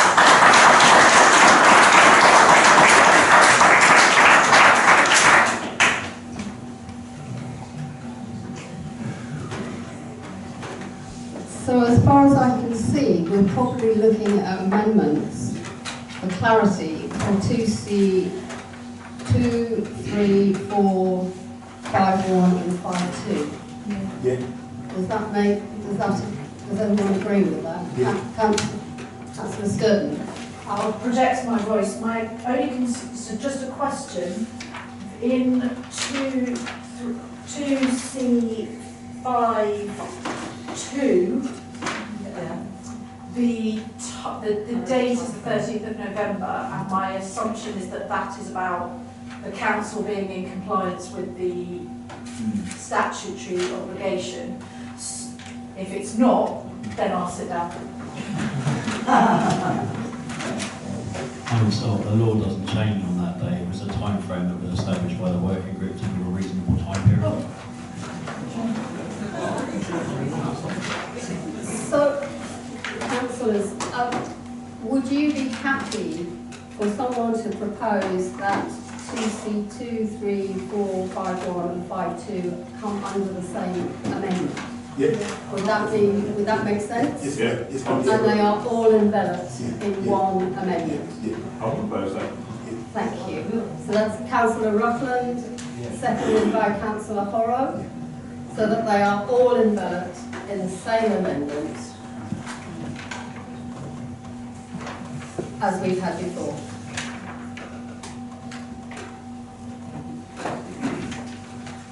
So the proposed amendment to be voted on is to include the arrangements with the gates, all of 2C2, 3, 4, 5, 1 and 5.2, and the discussion about 2B3. Do I have a proposal for that? Councillor Horrow, a seconder, Councillor Markwell. Right, so we'll vote on the amendment, okay? Those in favour of the amendment? Thank you. Anyone against the amendment? Any abstentions? Councillor Mead, Councillor Lord. Right, okay. So we're now going to vote on this amendment that all the issues about the gates as previously delineated are all encapsulated under the one amendment to bring these all to the working group with councillors and with officers. Is that correct? Officers, not working group. Officers and the town and the football club. Yes. Yes. Okay. All right. Can I have a proposal for that, please? Councillor Adeniji, a seconder, Councillor Markwell. Those in favour? Good. Anyone against? Any abstentions? Councillor Mead. Thank you, that is passed. Right, and that ends item 4B. Okay, I'm now going to propose that we have a short break, and those who don't want to be involved in any further council matters are free to leave. Thank you for your interest. Okay, so the meeting is now in session again. Let me find my papers. So we are moving to 4C, which is public participation of Hope Gap, Chewton Brook and the other agenda items. Are there any members of the public who would like to comment? Lady in the black dress.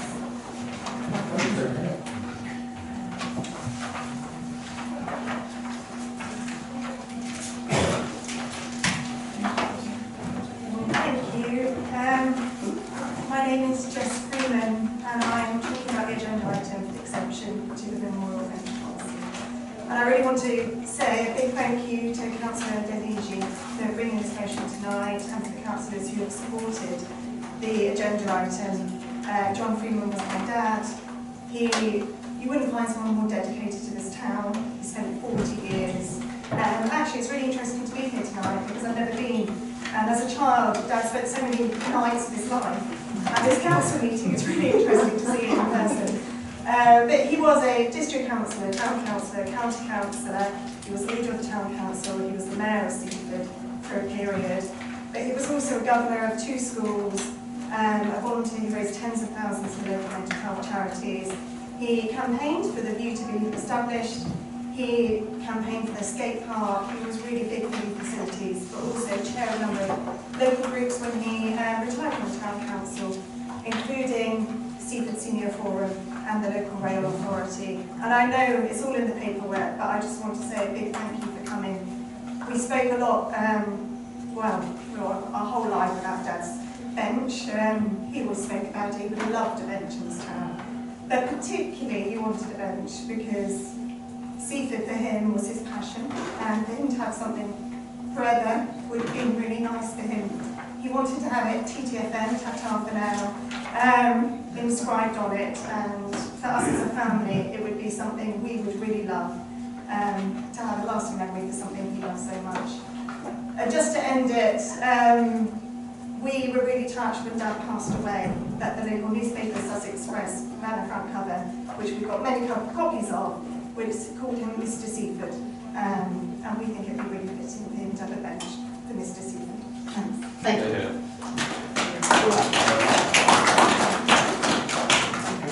All right.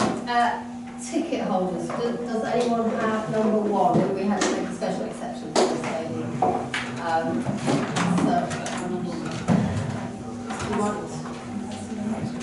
Can we get the microphone any closer to you, Jackie? Thank you. Right, so I want to make it.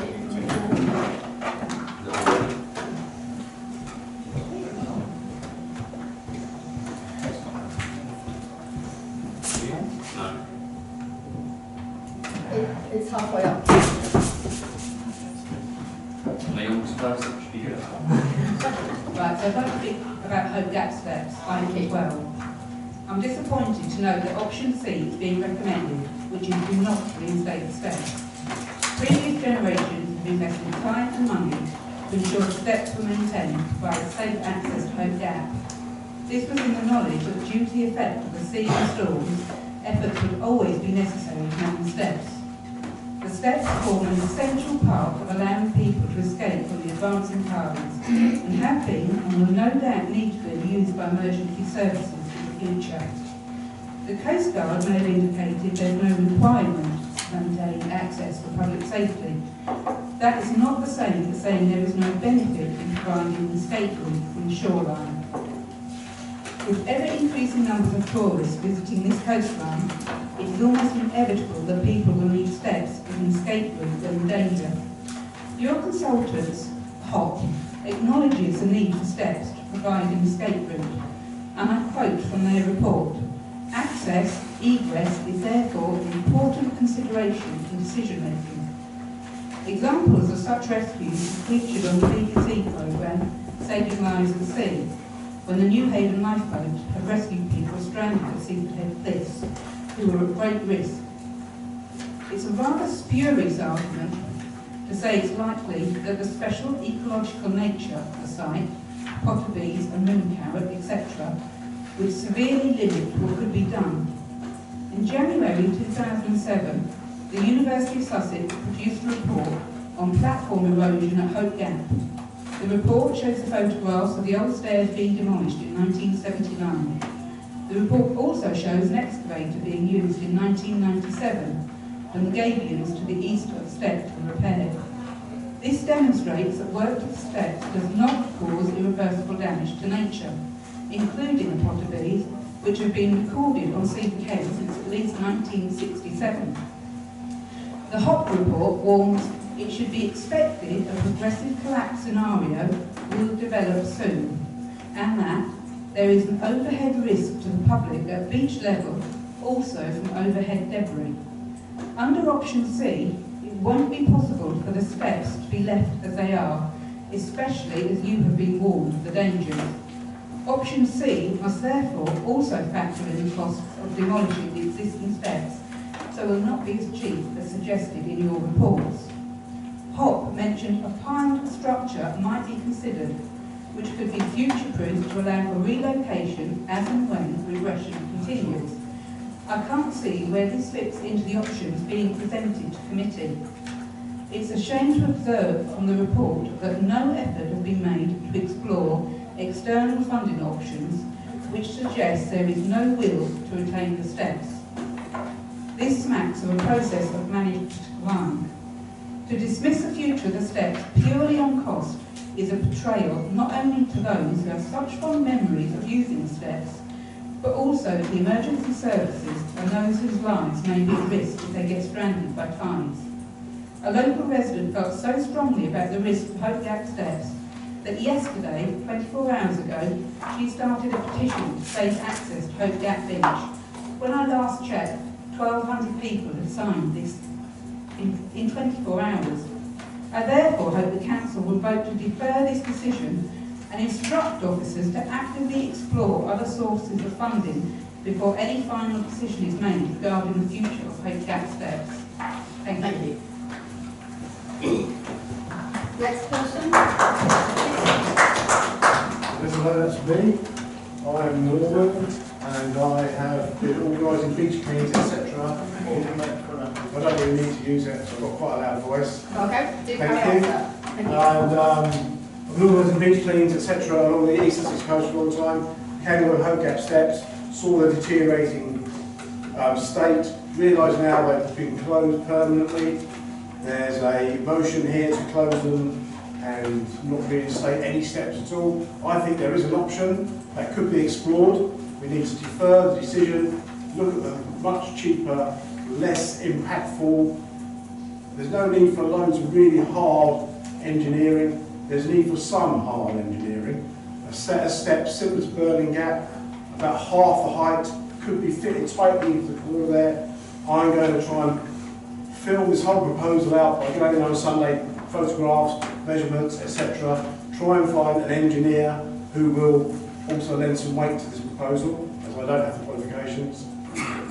I believe there's another option. I'm calling option H, which is Hope for Hope Gap steps. Option D, defer the decision now. Don't make a decision today. That's it. Thank you. Next person.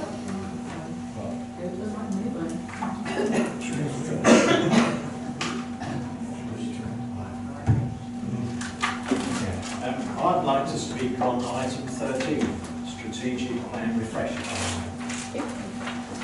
Having read your refresh strategic programme for 2025-2027, I must admit I'm left rather confused. Could you please clarify whether this constitutes the sole strategy for the Council to follow for the next 2 years?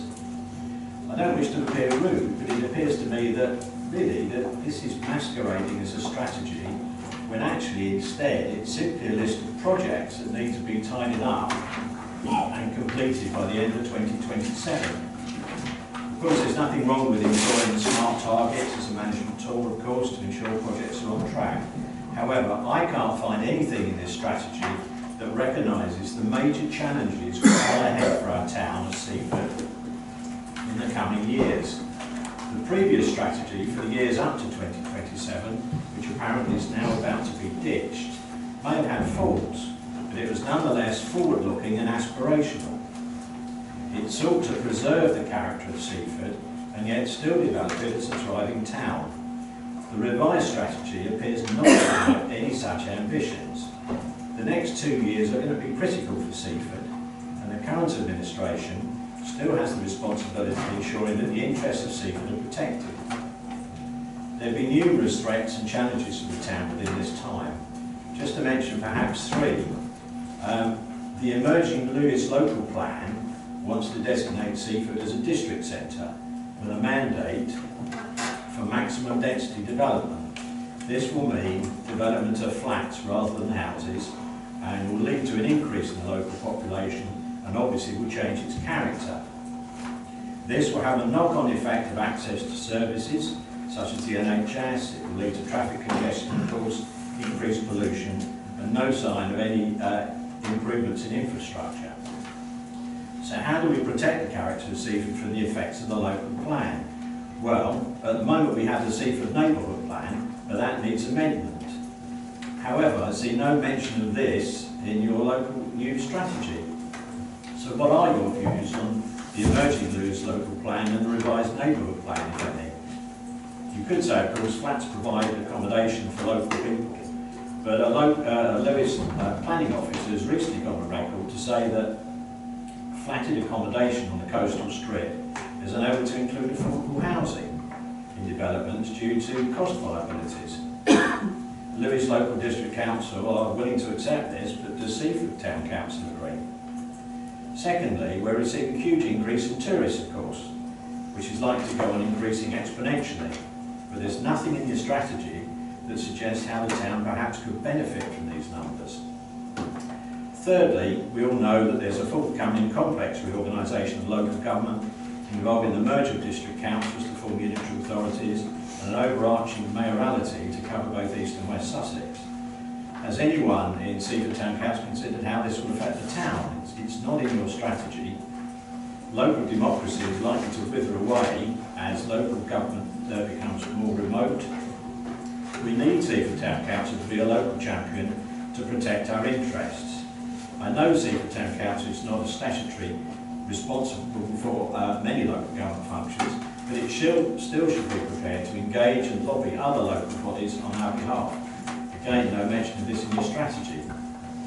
Surely we need to have the provision in your strategy to identify risks to the town, flexibility to react, and yet also be able to identify opportunities. None of these are evident in your new refreshed strategy. Indeed, I was dismayed to read that you considered... Sir, that's 4 minutes. Thank you very much. Okay, I think thank you've you. got your message. Thank you very much. Anyone else with a ticket? Lady in the cake, thank you. I'll speak for my chair. It's item 12. Is it possible for you to come up here?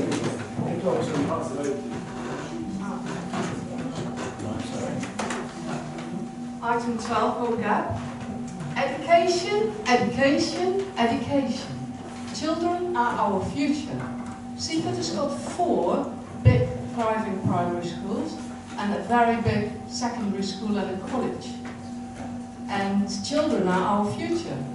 The Hope Gap has got the rock pools and the marine life second to none. And we are simply going to lose them if we, as Jackie said in her speech, just do nothing. And I agree with Norm when he says there should be another option, and that is D, and that is refer, think again, don't lose it. We've got it, we shouldn't be losing it. And then we've got the H for hope, because we've got to have hope, otherwise we've got nothing to go on and pass on to our children. Thank you. Thank you very much.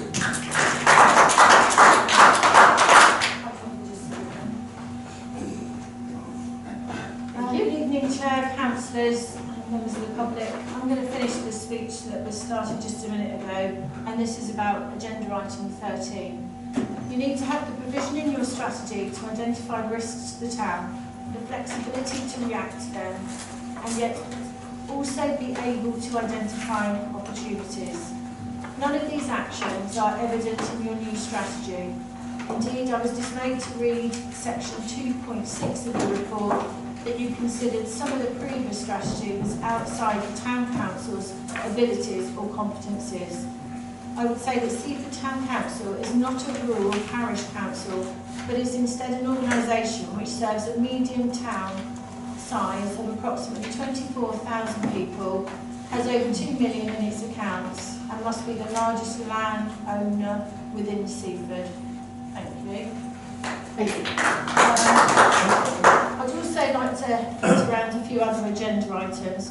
So, number 11, freedom of information. I noticed that you've done a revised term for the reference of the South Hill Working Group, and that you've had quite a few freedom of information requests.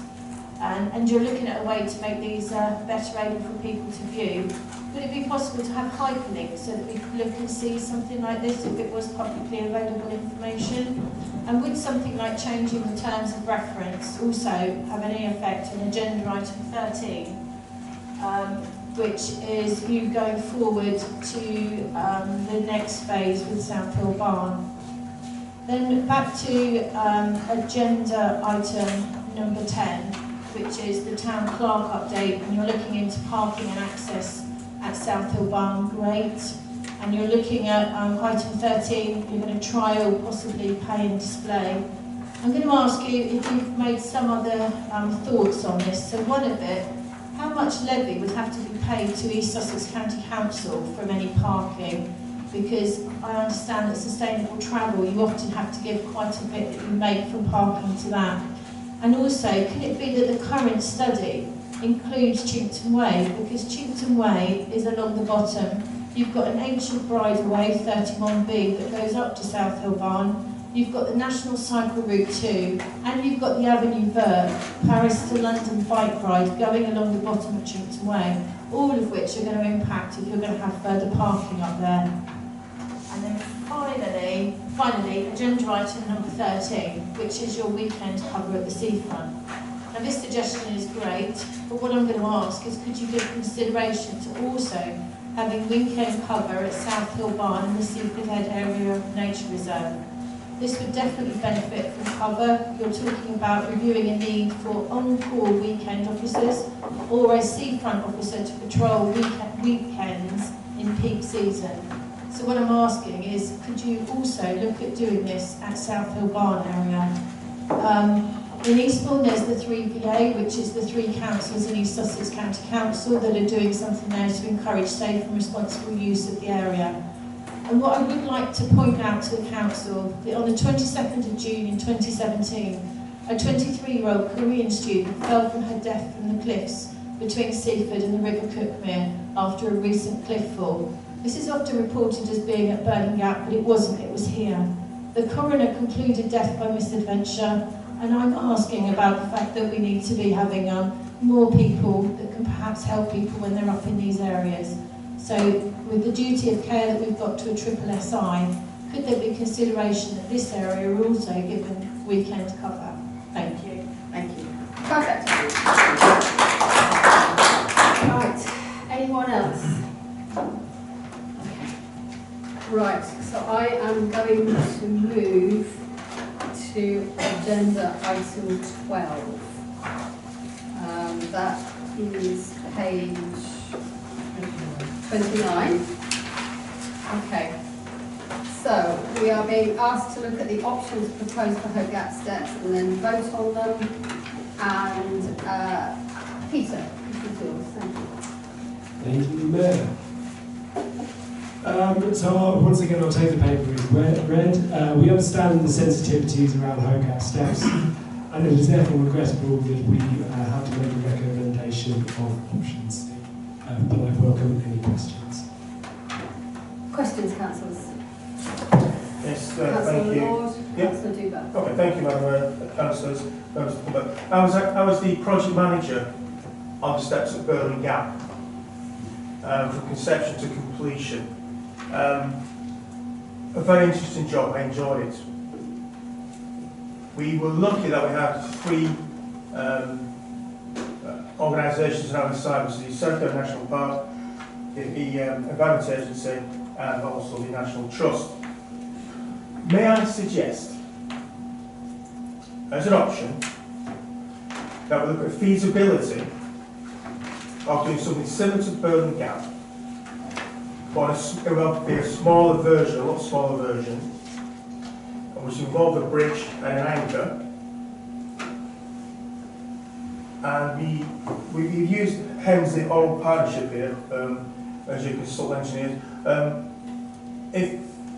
May I suggest we use a consult engineer who's familiar with this particular type of marine environment? Ask them to produce a feasibility along with associated costs. So then we have an option to say, well, we can either close it or we can go with another view with regards to putting a smaller version of Burning Gap steps in place. That will maintain as an option with coastal erosion and a bridge. That the bridge will be about 10 metres long. Coastal erosion around here is about approximately 1 metre a year.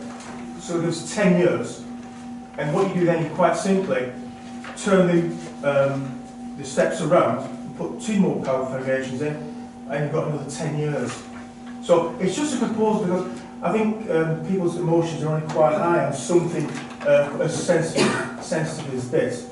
But I absolutely agree with the council that the steps are an absolute death trap and should remain closed for the time being. It's just a proposal, that's all. Thank you very much. Thank you.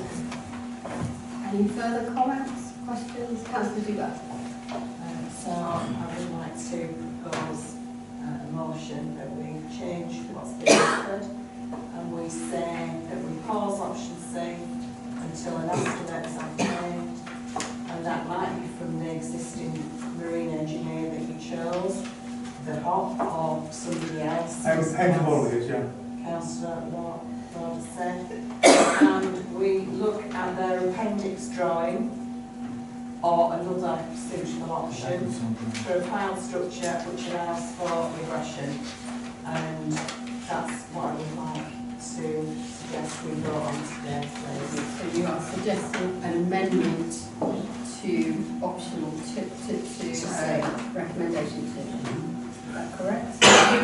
Okay. Councillor Bristol. Yeah, I think probably most people in the audience and councillors have heard me talk about Hope Gap steps and how important they were for me for my choices and what I was interested in studying and working in the marine environment in various ways. I do think it's really important that we have access down there. Having gone down to the Coast Guard cottages and round, I don't think that access is difficult already. I don't think that access is going to last for particularly much longer either. It is a difficult project. It is probably going to be an expensive project if we decide to go forward with something. I recently went down to Cow Gap, which is near Eastbourne, sort of beachy head, and yes, it's a much less tall solution, but they have a metal flight of steps going down there. Actually, the County Council were very involved in doing that. What I would like to see is it staying closed for the moment because it's unsafe at the moment, but not saying no forever. We are entering into the National Nature Reserve, and I think that could bring constructive, collaborative conversations with the partners within that. And I know that the National Park have been consulting on various aspects of the park and their management of it recently, and I gather that access is going to be an incredibly important element of that. I would suggest, I think this is really useful that we've had this report and that the engineers who we know who did another job for us have provided this. I think it would be really useful for us to spec the task and what we want and put that onto the tender portal and see what we get back from other engineering companies and actually put it out there and see what solutions we get back from specialists and from experts. We need ideas, and I think then, having had a very thorough exploration of this, would be the time to decide whether we want to spend the money to go into partnership or whether we want to shelve it for the time being. Again, you know, someone online said forever. I don't think anything's forever. But I do think that this is so special to people, and it's, yes, there are a few challenges, maybe in terms of consenting, environmental and in terms of operationally, but I think those could be overcome with a bit of creativity. So I'd really like to propose that this is properly spec'd and put out for tender.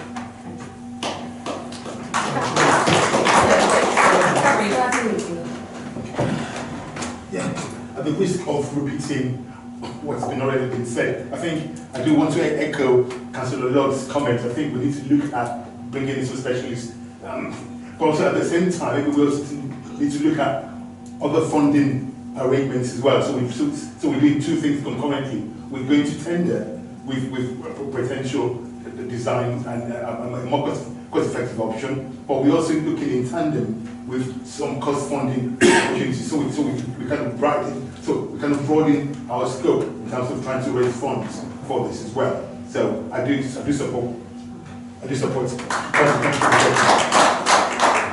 Papers do talk about the cost of looking at these things, and obviously that would have to be factored in because looking for these things costs us the time. But we are hoping to recruit an officer who will be looking at funding streams for us. So you know, that will be a matter for officers to decide, but you know, that is a possibility. Councillor Meek. Thank you, Chair. I agree with, I'm not going to repeat anything that's been said because I agree with most of what's been said. But I might put some noses out of joint by saying something might be unpopular here.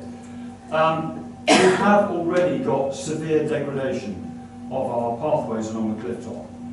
The bit on the right as you go down Hope Bottom towards Hope Gap is terrible. The chalk now is revealed. There's an awful lot of erosion just through the numbers of people who now walk that route along the Seven Sisters.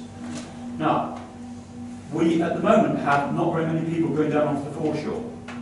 And okay, historically people have been able to get down there. And there's great fun, you can go, rock pooling and all that. We've got vast numbers of visitors now coming to this area. If a lot of these people then go down and start rock pooling, what is that going to happen to the ecology of the foreshore, which we prize and which we value for nature? Unfortunately, the South Downs National Park has a project which is get as many people as you can involved in nature. It's got an aligned project which is try and protect nature as much as you can and biodiversity. These things don't tend to align actually in practice because humans getting involved with nature tend to cause a lot of damage to nature. So I just put a caveat here that if we put some steps there which are very nice for everybody to use, we're going to encourage more and more people to go down off the foreshore. So in the fullness of time, if we put new steps in, and I think, there's been some good suggestions made as how to make some cheap options of that, and maybe get some consultation, but if we encourage more and more people to go on the foreshore, how much is it going to degrade the value of the biodiversity of the foreshore? And we need to look at that, and that may be through education as well, but we will have that problem with the degradation we're already experiencing on the cliff top. Thank you. And I just want to add that we do have a number of written comments, mostly about family memories of childhood and going down to Hope Gap Steps. So we have factored those in, and councils have seen those written comments. One more comment. Yes, just to caveat what I'm about to say, Hope Gap Steps and the entire area is one of the best places in the world and has so much deep meaning and weight for all of us as councillors, and it does sit on us having to make decisions about places like this that are so significant. With that said, there are practicalities of this, and I would be interested from Councillor Lord as well as officers. Firstly, if we were to go down an alternative route, how much could that cost? Because we can't bankrupt the town council and lose all the other services we offer in town. And secondly, is there external funding we could get? Has that been explored? Is that actually a feasible thing that could happen? Because to me, it would seem that you would want external funding and the government would want to because it's such an iconic place. But is that something that's actually feasible? 2 minutes, yes, please. So in answer to the question where you mentioned officers, I think the senior project officer has done obviously most of the background work on this, and he's got experience of doing sort of strategic projects in Eastbourne and other places. I think the conclusion he's come to is that the two options that are available to us here, if we are to do something with the stairs, is either to replace the stairs that are there with a burning gap type solution and offering no protection. And in the report it talks about how there's an estimation of that cost £1 million. Or alternatively, to build like a protection around it, which would cost between £4 to £9 million. Regardless of whether or not we actually can find that funding externally, there is a question around whether or not that's a good use of external funding for something which is potentially going to last for 5 or 10 years. And I think that taking all that into account is why him and the head of place have decided that the recommendation is that we should do nothing. What I would say is though is that the do nothing option isn't irreversible, in that we could choose to do nothing and then in the future councils could decide to do something. It's not like that means that anything's going to happen which we can't come back from, if that makes sense. So hopefully that answers the question as best as I can. Thank you very much. Okay, any further comments before we Councillor Dunn? Yeah, information there. What Councillor Dumas said in her statement, sorry, page 41, where it does say please see sketch attached, which we didn't have, but we have got it now, about what they were recommending this pole structure. That's got no costings on it, and it's never, this is not in the report. Can we please understand, could we please, I mean, I would like to support both what Councillor Lord and Councillor Bath have said in their motions or in their proposals, that we at least look at this option, a softer option, or actually this. We've got no finances on this. We've had money on everything, you know, financial and everything else, but not on this. That seems to be lacking. Thank you, Madam Mayor.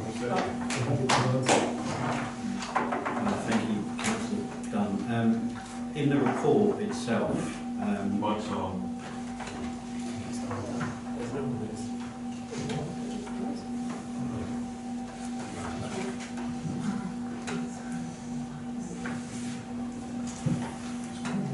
Hello.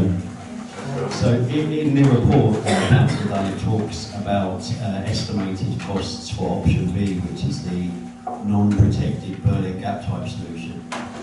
In 3.5, where it talks about how, based on knowledge and work that has been undertaken by the senior project officer, he estimates that it would be a minimum of approximately £1 million. This is based on the fact that the Berlin gap steps were replaced in 2017, which cost £300,000. Construction inflation since that time means that that equivalent cost would now be £600,000. The work to demolish the current steps would be approximately £200,000. There would also be groundwork on the beach, which is approximately £100,000, a redesign fee of £50,000, and a site compound and access work, which would be tricky to accommodate, would be a further £50,000. We also don't know whether or not we would get permission to do all of that work. And I'll say again, you know, even if we can find external funding, there's a question whether or not spending £1 million on something that's going to last for 5 years is a good use of public money. Steve, could I just add to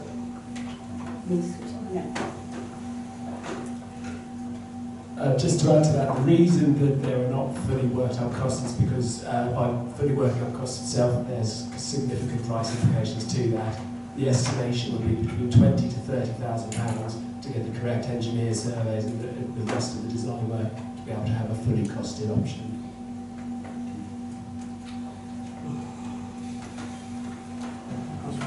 Councillor Taylor, can you stand up?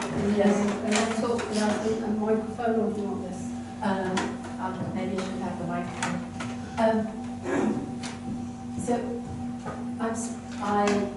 I think this is a very difficult decision for everybody, and I am suggesting that we actually don't make it tonight.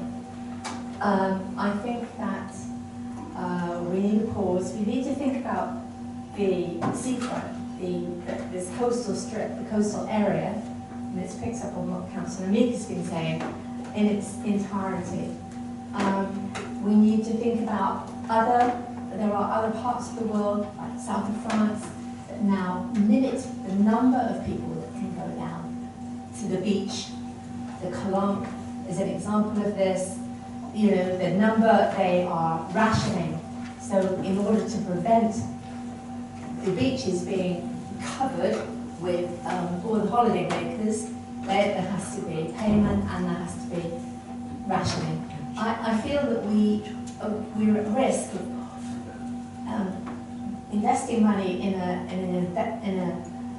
what I know is an important venture for all of us here in Hope Gap Steps, without thinking more broadly about the whole section of coastal strip, and also talking with all the other people or organisations involved in this area who might be able to commit funds and thinking. Thank you. That's Councillor Matthews.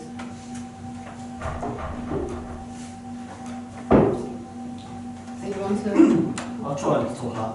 Can you hear me? Yeah. might be proposing a amendment here, but I think it would be for Seaford Town Council to maintain a commitment to keep the option of having steps at home. I think also what we've been hearing tonight from Councillor Meek as well and Imogen is around a commitment to a wider strategy, and that being part of a wider strategy. So we're going to have steps. How is that going to impact on the local area for the short term and the longer term? I'm mindful that we've seen democracy on display tonight, and I know there's overwhelming feeling that within the local community that the steps are maintained, or at least the search for solutions to the steps is maintained. I don't think the public would want anything else other than that.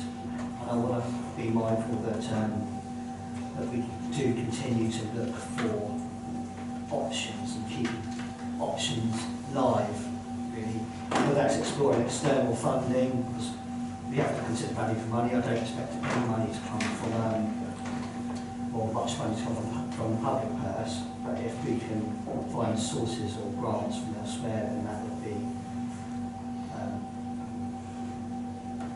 preferable. So, one last Councillor Robbins. There's an old adage: if you do nothing, nothing will happen. If you do something, something will. Seaford has various assets, the Seven Sisters, and Hope Gap is one of those assets.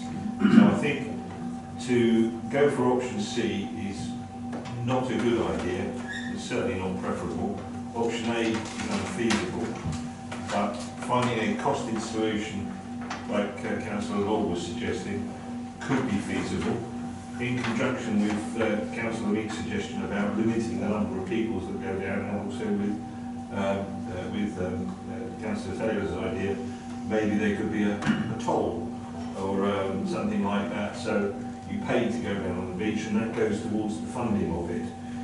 But I think we need to look at option B rather than C.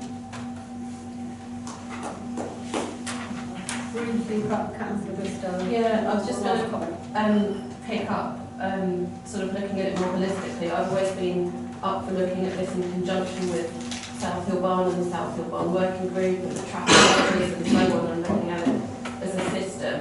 And I think, with the proposed, looking at how we deal with parking up there, could go some way to ameliorating the impact on the beach, but also I was going to say that I've had anecdotal reports of,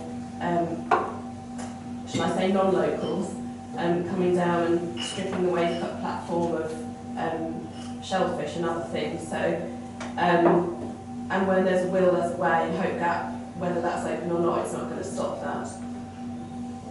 Thank you. Right, I'm going to close. I just think we ought to be aware of... You are second bite of the cherry, so please, are you raising it, you sir? It's a big cherry, we've got to bite it.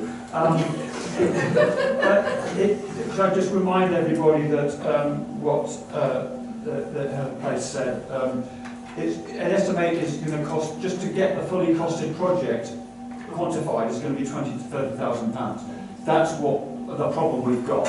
We wanted the information about what it's going to cost, but it might, Councillor Lord might bear me out, or bear this out, it may cost £20,000 to £30,000, but we might have to put, just to know what it's going to cost, unless Warm Norm can come up with an alternative suggestion which can be properly assessed from a civil engineer, and then that can be presented to the council. But I don't know, I just feel we might be committing a lot of money to an unknown, and we might still have to say no, and that's £20,000 to £30,000 gone. That's the risk we run. Councillor Duva. Is it an option to put for officers to spec the tender, and if that tender goes out, it doesn't cost us anything for them to create the reports and the costings, because that will be a part of the tender. So it's not us going out to a marine engineer, it's us going out to tender and then supplying it. Is that something that can happen? Peter.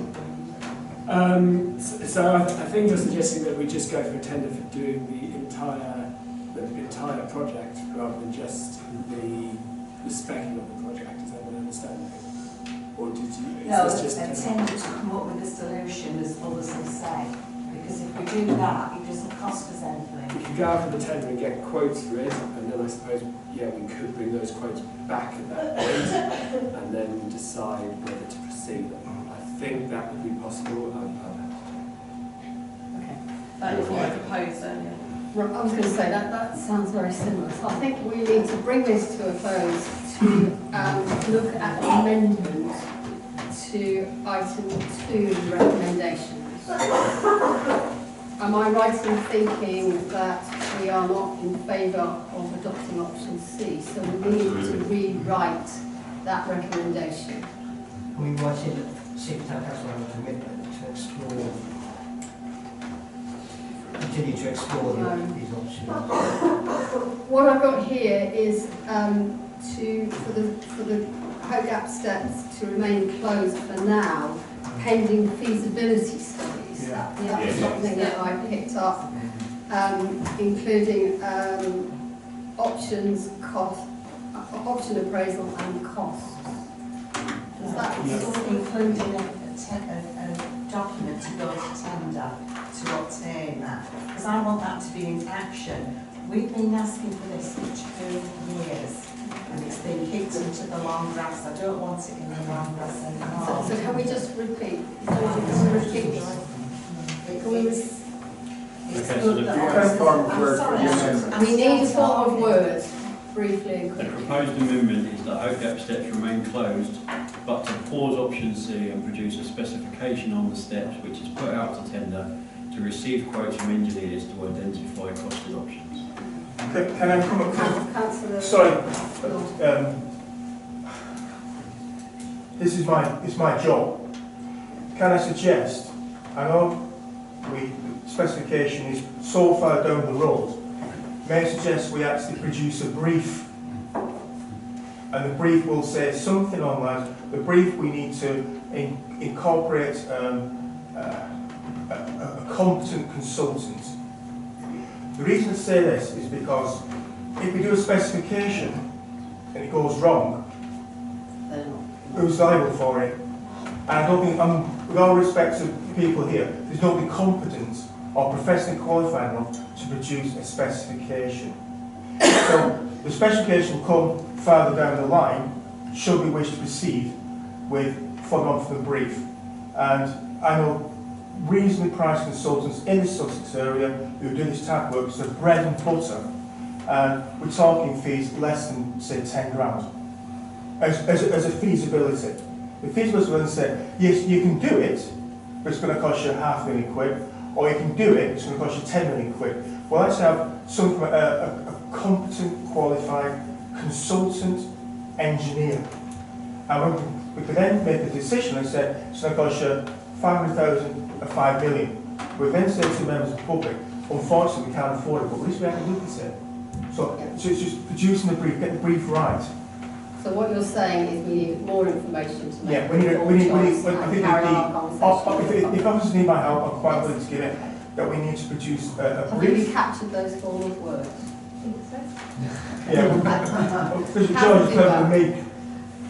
Yeah, I'm sorry that I think we're I've got to disagree with that, because that is going... Is this a new point? Yeah, or are that's you going just... with one consultant, which means it's that person's ideas, and the whole point is to incorporate a range, is to get a few ideas of different things.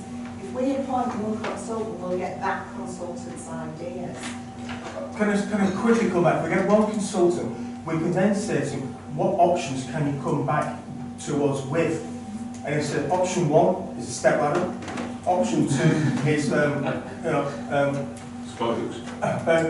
scouts. Option 3 is something to burn gap. But at least we have a serious option which we can costing and make a decision on. Councillor Vista and then Councillor Adamiji. Through you, Chair, if I may, just to ask Councillor Lord a question, is that any different to what we've already got? Well, what we've got here is we've got one option which is £1 million, and I think that the cost is quite high. if we actually go to a consultant who breaks it down in detail, we can have 3 options. And each option will have a lifespan with it. So we have a 10-year option, 15-year option, or a 5-year option. But at least then we've been seen to do something rather than just say, oh, we can't do it, it's cost £1 million. So we just need that flexibility. Because HEMS are good, but it's other consultants perhaps HEMS are. All right. Lastly, Councillor. I'm sorry, I have to disagree with Councillor Lord. I was thinking that we need more than one option. I was thinking something very simple: go on to contract finder or find a tender and put a picture of the steps there and say we are looking for quotes on how to repair,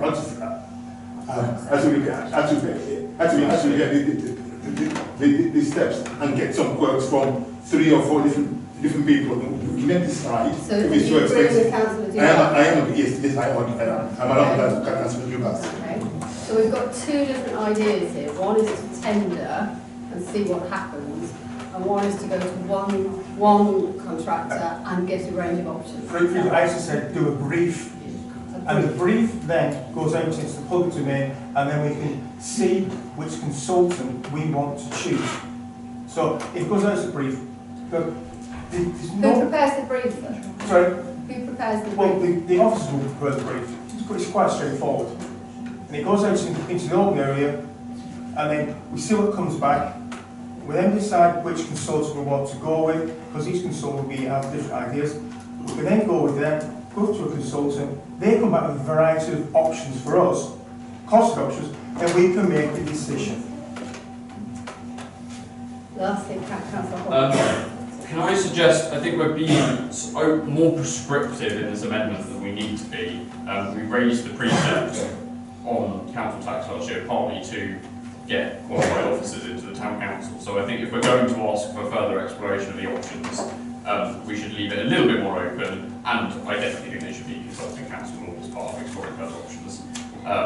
So I think it essentially comes back down from option D, which is a nothing for now, but explore. Oh yeah, definitely. Whether there's a cheaper version of option B, essentially. So we are rejecting A, B and C, and we are rewriting this with option D, that we are writing the amendment. Councillor Mark. Yes, sorry.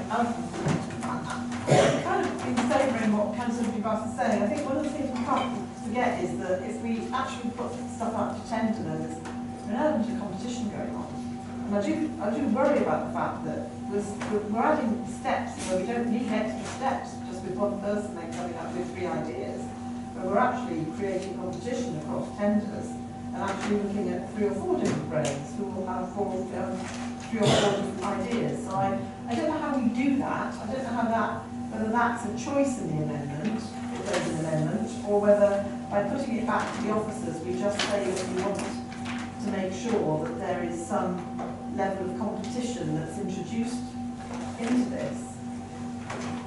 The gentleman in the audience, I'm afraid you can't have any further feedback. I'm sorry, that's just not part of how we run our business. I'm sure if we can establish contact, we may be able to have further conversations, but in the circumstances of this meeting, the public participation is now ended, and it's down to you witnessing our conversation, if that's okay? Yeah. I think this is really down to officers. How possible this is. How workable. You've heard the range of options and opinions. How workable is it going to be for Peter and Paul Quanston to make this work? I mean, Peter probably can speak better than I can, but from my view, the proposal recommended by Councillor Horrow is the most wide, and it gives more flexibility in terms of the best way of doing that. But I'll hand over to you. Yes, I think, and I'd have to check, but I think for anything of this value, we would need to be going through some kind of competitive tendering process, no matter what. Anyway, so I think ultimately, I'm hearing similar things actually. We need to write a brief that we're looking for more solutions, which we will then go out to a competitive tender, and then we'll see what prices we get back, which we bring back to council. That's perfectly possible. We can do that, and then we will select that whichever consultant decide on, and then from there we can work out what cost it.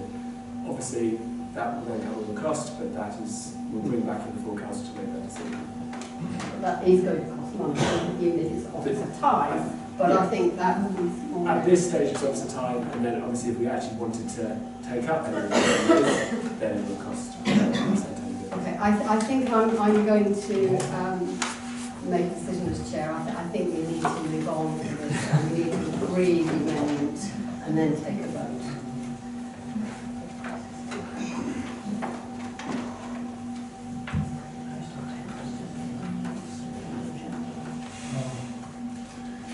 Okay, so the proposal that the senior committee clerk has come up with, based on hearing what you've said, is that the proposal is for Hope Gap steps to remain closed and officers to produce a brief on the steps, which is put out to tender, to receive quotes from competent consultant engineers to identify costed options and bring this back to full council. Yeah.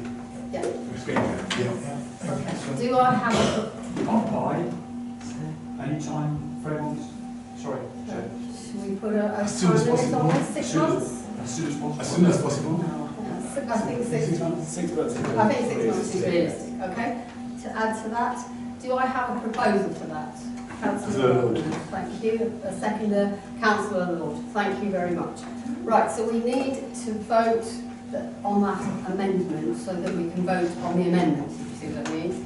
So, so we're voting on the amendment as proposed. Those in favour? Okay. Any against? Any abstentions? So here we voted unanimously on the amendment. Those in, right, okay. So we need, number one, to note the contents of the report. Can I have a proposer? Councillor Sturton, seconded Councillor Horrow. Those in favour? Thank you. Those against? No, sorry. Okay. Any abstentions? Thank you. So we have noted it. And we are now voting on an amended recommendation to propose Hope Gap steps remain closed and officers produce a brief on the steps, which is put out to tender to receive quotes from our competent consultant engineers to identify costed options and bring this back to full council within 6 months. Okay. Proposer, Councillor Lord, seconder, Councillor Bristow. Those in favour? Thank you. Any against? Any abstentions? That was passed unanimously. Thank you very much. And thank you to the officers for having brought it. It's been a long time in the making, so much appreciated. We've even been able to talk about it. Right, I am now going to suspend standing orders, and if anyone would like to leave now, I'd be very welcome. Thank you for your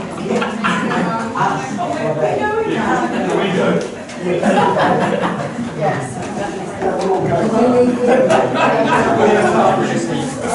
We've done 2 items.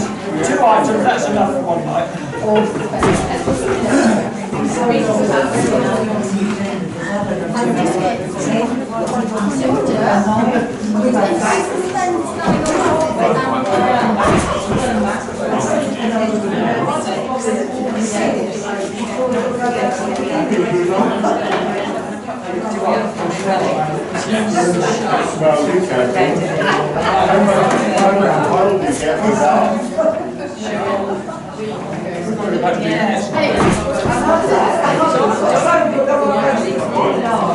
Right. So we are reinstating standing orders, and the question is to carry on. It is now 10 to 10. The meeting normally lasts 3 hours, and we have to have an agreement if we're going to go past the 3-hour deadline.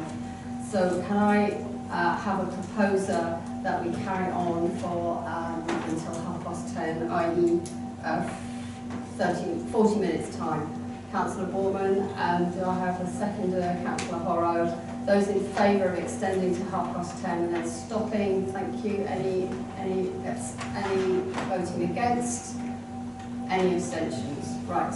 So we're carrying on to 10:30. Point of order, Mr. Chair. Yeah. Can I have a proposal, probably self-indulgent, to bring agenda to number 17 to be the immediate first item we're discussing now, Partly because that shouldn't take about 5 minutes, I hope. So that's a very quick one. Yeah. It's an easy win for us. Yeah. Okay. So I suggest we talk about memorial policy and then Chiltern Brooks. Yeah. And see how much time we have left. Is that everybody happy with that? Yeah. So let's move to item 17.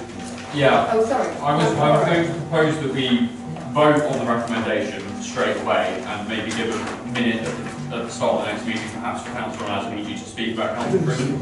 But at the next meeting, just so that we can have a moment of our meeting to acknowledge what Councillor Freeman gave to town. But I don't think now is a good time to do that. No. And I think having had a family member stand up in the public section, I think that served as well. So I don't think we need to repeat that. So I'm proposing the recommendation. I'll second that, Chair. Okay, right. So the recommendation is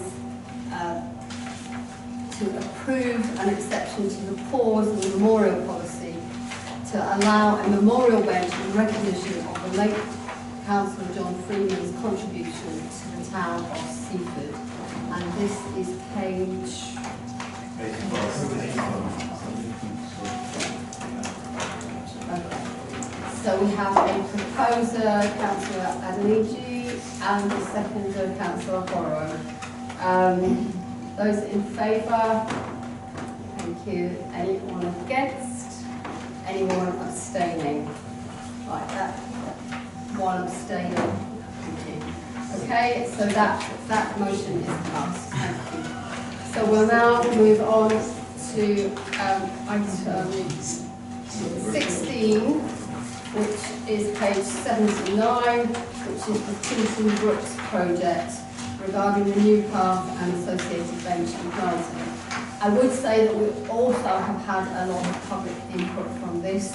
We've had a long email from the Ramblers Association, but it does seem that yes, and members of the residents from Coast Guard hospitals.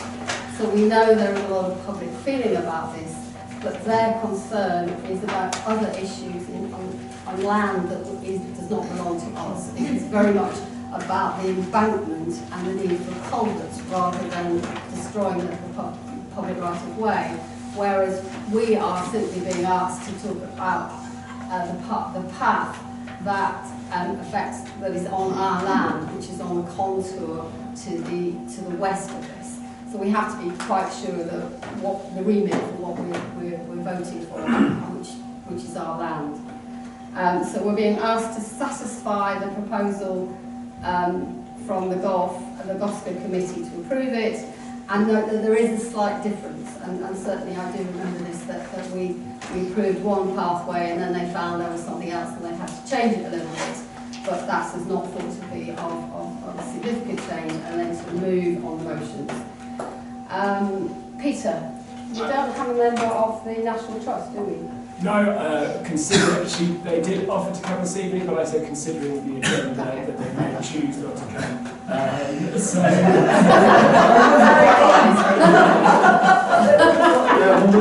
Did register. So all I would do is further to what you've already said, for the wider project that will be going through the South Wales National Park Authority, and there's also a footpath stocking up notice which can be commented on separately. So that is not part of this, that is a separate thing. Any questions, comments? Councillor Boyd. Yeah, thank you, Chair. I was involved with the Cookmere Estuary Group a few years back when this proposal was put to the Estuary Group, and looking at all the options, and there was lots of discussion and lots of changes over the time of that group as well in order to come up with this, so I'm actually quite really supportive of this. And I would actually add that I was the OBR rep for this project in 23-24, but this was at a very early stage before they were even producing maps, so I'm very pleased to see this coming to some sort of finish to actually get it approved. Councillor Meek. Thank you, Chair. just like to say, I think that I'm all for this. I would like to propose this agenda item. I would say that I think it's perfectly fine to let the footpath go myself. If you're going to have a salt marsh, you don't want a footpath there with people with dogs and children and people making a lot of noise going around where the whole object is to have wild birds and a natural environment. I just wondered, Chair, whether we could ask that as, I know this is all being done, paid for by the National Trust, but I wondered if we could ask them, or make it even a stipulation, that they're going to put in some viewing facility there, like a bird hide or two. If we're allowing the path on our land, we might then say, we're very happy to have a bird hide there.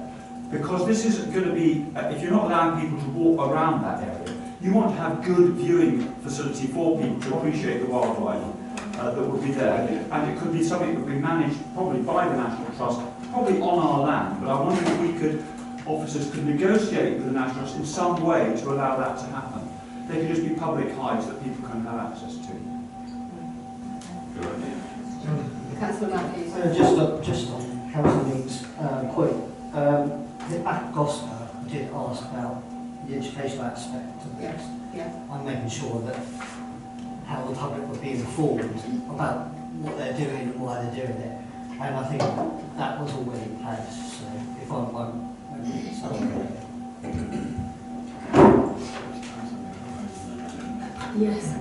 was going to say. Yeah.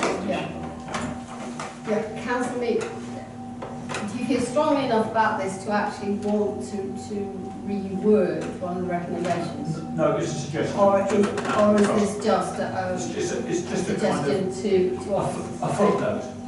Yes, okay. I'm happy to have that conversation with the National Trust. I think we just need to consider the full planning application has already been submitted, so this would be then having to change that planning application. So it would be adding significant delay. However, I'm more than happy to take it up. Thanks.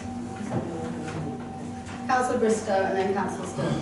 I was just going to query, so I mean, could this be something that's added later, or would it have to be as part of this planning application? I do like this idea of the rationale that Councillor Mead has come forward with, and in fact I've always thought it'd be really nice to have something which they have up in Orkney at RSPB Marriott Head, which is a listening wall for the birds, so you can actually sit there and it will capture all the sounds of the birds on the mudflat or whatever, and you can sit there, you know, it's another way to engage with it all, but perhaps that could come later. Councillor Stone. If it stands. Thank you. Thank you. Madam Mayor. This isn't our comment on Councillor Mead's proposal specifically, or suggestion specifically, but I think I would just like to draw all councillors' attention to the number of what I understand is being logged as non-resolution issues in council business. So every time someone makes a suggestion, short of putting this as a motion, this is logged as a non-resolution issue. And the list of non-resolution issues to be dealt with by officers is very long indeed. So if people are going to keep making non-resolution issues, there is a time and opportunity cost associated with this. Now, that is not a comment on Councillor Mead. I hope you take it that way, but I would ask all councillors just to be mindful of the need to be sparing in putting forward suggestions that take up officer time, and mindful of the opportunity cost in doing so. Point well made. Okay. I'm now going to draw this to a close and say that we are being asked to approve, subject to planning permission, which we know is ongoing, the new path and associated bench and planting across the town council land. And I have a proposer for that. Councillor Meek, a seconder please. Councillor Taylor. Those in favour? Anyone against? Anyone abstaining? So that is passed unanimously. Oh, sorry, Councillor Dunn, abstaining. And second to motion 1 being passed, which we have, and the granting of necessary permissions to approve the town council adopting ownership of the new benches and gates. This is about them being our property that may need attention in the future, not now. Okay? So can I have a proposal for that, please? Councillor Borman, seconder, please. Councillor Sturton. Those in favour? Thank you. Anyone against? Any abstentions? No. An abstention, Councillor Dunn. Thank you. Passed. That's passed. Right. So what I suggest we do, We need to go back. we need to go back. This is as far as we got, which is another 5 minutes. Yeah. So we're now back to page 2. All this work, we're now back to page 2. And we need to see what we can achieve in 27 minutes. Okay? Right, okay, so we are looking at voting on the minutes. So, assets and facilities. Can I have a proposal for assets and facilities? Councillor Borman, Councillor Honeyman. Seconder. A seconder, please, for that. Councillor Sturton. Those in favour? Anyone against? Any abstentions? Councillor Meek. Thank you.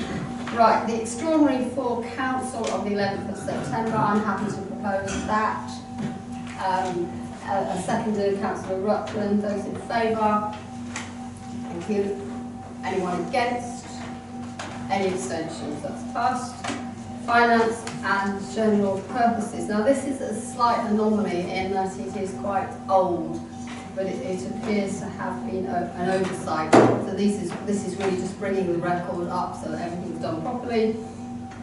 So this, can I have a proposer for the finance and general purposes? Thank you. There are 2 minutes.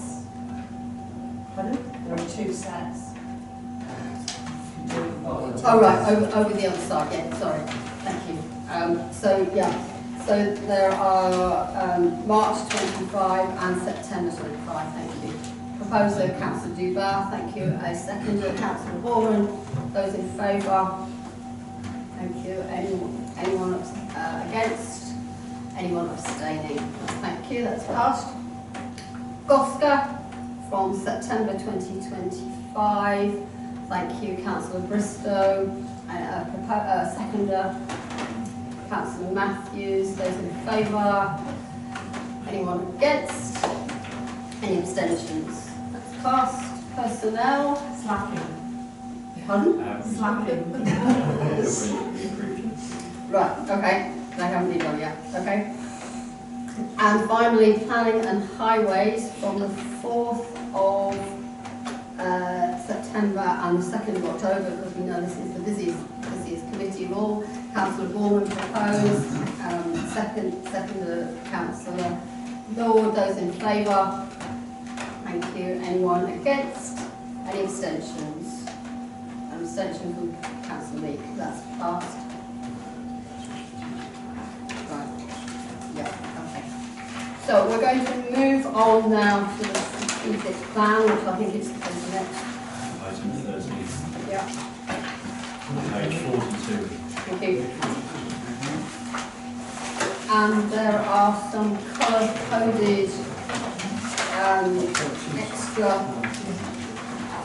sheets which make it like a lot easier than the red, amber, green. Okay. Right. So we're being asked to consider the draft and ask questions and then move on the vote. Steve. Okay, so I'm going to take the paper as read. I just want to say a couple of things quickly. I'm aware of the time. Obviously, you would have heard the comments that were made earlier this evening. During my time in the town council, I believe that the current strategic plan has lost relevance. It's almost never mentioned in full council meetings. It should be the engine of the town council, and the proposal of the working group is that we come up with a much simplified version, which is visible, easy to read, and focuses on 25 strategic aims over the period of the next 2 years. 18 months of that time is your remaining time in office, and then for the first 6 months of the next administration to give them time to come up with their own version of the strategic plan. And just a final point, is you'll notice that there is a proposal to reconvene the working group next October to refresh it and update it with anything that's changed in the meantime, such as, for example, when the Lewis local plan has been refreshed by Lewis, that's an opportunity for us to update our neighbourhood plan, but we can't do that at the moment because they haven't done it. And I welcome any questions. Can I just put in my thanks, because I know councillors and officers worked at pace, and this is a very good piece of work with some clarity and realism, and I for one was very impressed by what was produced in quite a short period of time, so I'd just like to I'll second that, Chair. Councillor Duga. So just checking that all of the things that are going to be actioned on here, it's not given red, it's got to go to various committees to be approved. This is just a There is sense for approval, or where it needs approval in the standard orders that take the approval.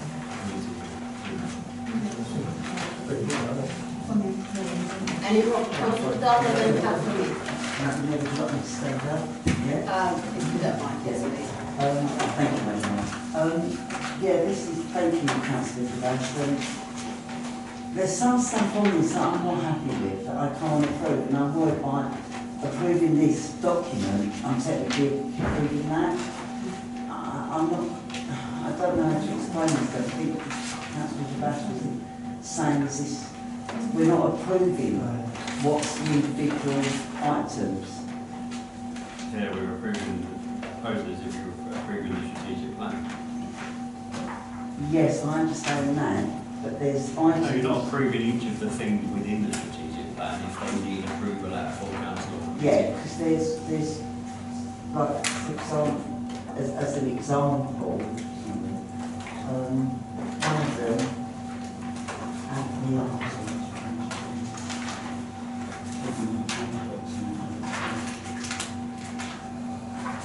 it's 2.4. Yeah, sorry. Page 47, 2.4. I'm not sure A-OK. It's fair, it's approved, undertaken by a plan display at Seaford Barn Car Park, June 26th next year, coming to Goslar. By approving this plan, I'm not approving that, am I?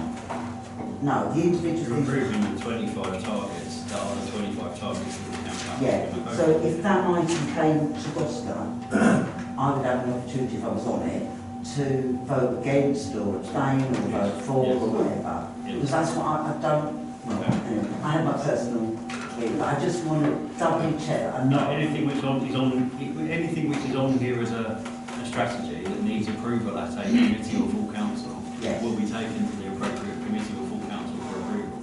All we're asking you to do tonight is to approve this document as a whole. And for this to replace the current strategic plan. Thank you. So I really welcome this, and I'm not going to talk about that, but my points are quite specific in the column which says committee oversight. And I know that between assets and facilities in Goslar, we've sort of got this trial year where we're working out how it all works with the essentially splitting of community services and amalgamation of climate action. But there are a few specific points. On 1.3, the signage, we're going to have big signage projects on Seaford Head, and that's going to involve National Nature Reserve partners and the National Park and others. So I'm just wondering whether that should come into this and it should be assets and facilities and Goslar as appropriate, or whether that stays outside. Are we talking about all signage? So that's one. Sorry, can we answer that first? Yeah. Peter, you got an answer? So we had a similar kind of discussion ourselves as officers of where that would sit. Speed, we put it in assets and facilities so that we could go for a single decision. However, that was our intention for speed. We did have a similar discussion and we can decide where we're going to be best seated. Because I kind of think, where it's applicable to the open spaces, it should be in the open spaces committee, especially when it's environmental stuff, if it's heritage and buildings, perhaps. 2.3, work to acquire appropriate LDC assets. Again, for those assets that may be open spaces, parks, car parks, which normally fall under GOSCA, I think that should, the committee oversight should be GOSCA and ANF as appropriate. And the same with toilet provision. There are particular sensitivities around some of our open spaces and sites which are more, I would say, more appropriate for GOSCA to consider than ANF. And also, just to clarify, the terms of reference approved by full council, whether the toilets falls in ANF, not GOSCA. All toilets fall in ANF. yeah, okay. Well, hopefully the ANF will know the specific nuance issues that we have. But, yeah, I know, and we're under this 1 year sort of trial, so. And likewise, the Hope Gap steps, that's the GOSCA area, so yes, the council goes necessarily GOSCA.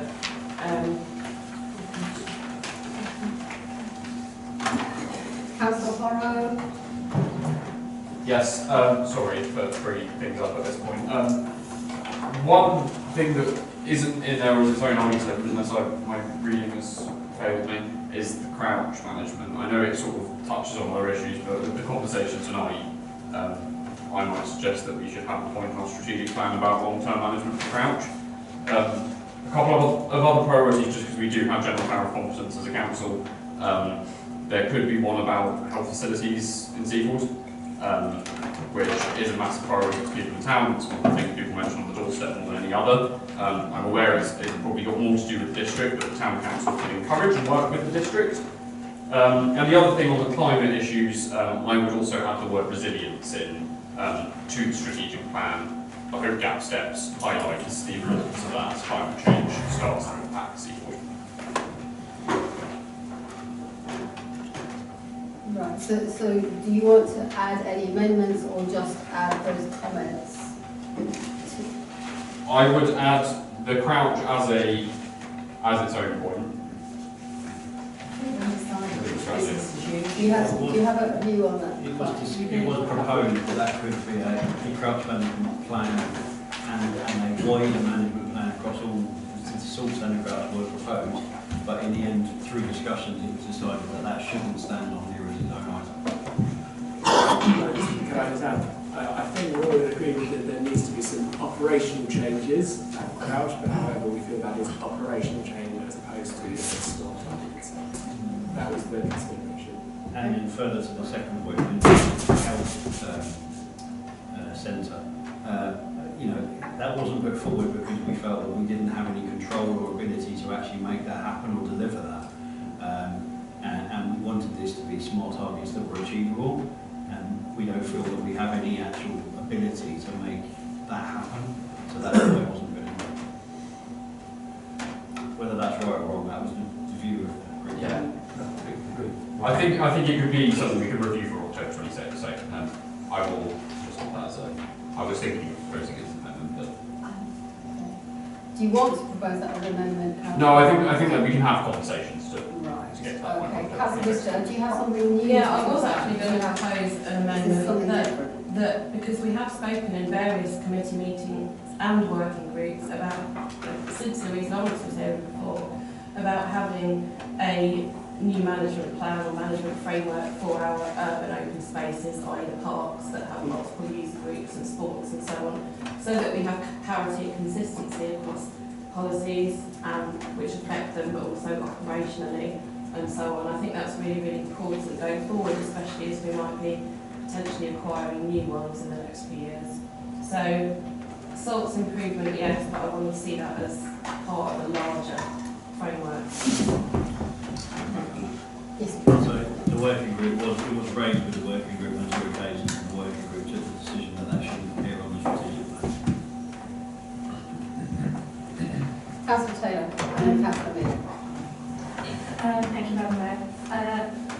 This really clarifies something I think I just heard Freddie say about health. Because we have missed dealing tonight, for obvious reasons, with the health stakeholder group, which is an already existing group, which has been running for several years, but not as a committee. It's getting, one that both Sally and I have been intimately involved with, and that's where we take that issue. Did I hear you correctly? Sorry, can I ask him that? I'll ask through the chair. I wasn't sure what Freddie is. Yeah, I think the health stakeholder group is different from a physical building, isn't it? That's the difference. But perhaps you Councillor Taylor, I believe Councillor Horner was talking about the health centre proposal rather than the health stakeholders group. Well, yes, but the health centre proposal also gets discussed in the health stakeholders. There's a crossover. You can't separate these things.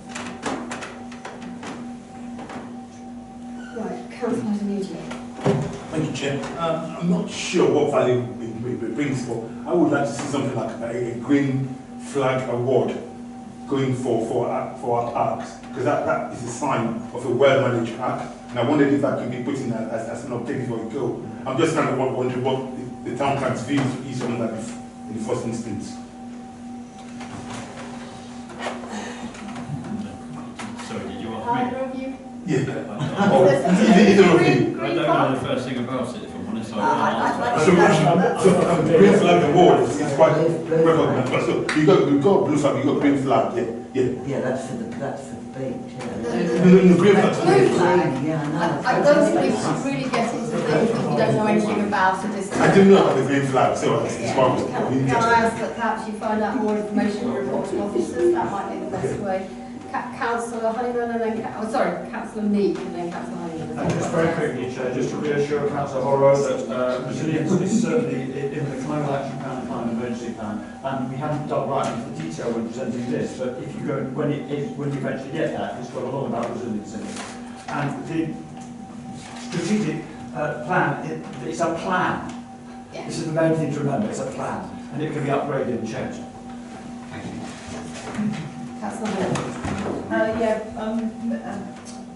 One of the residents made a point about saying about tourism.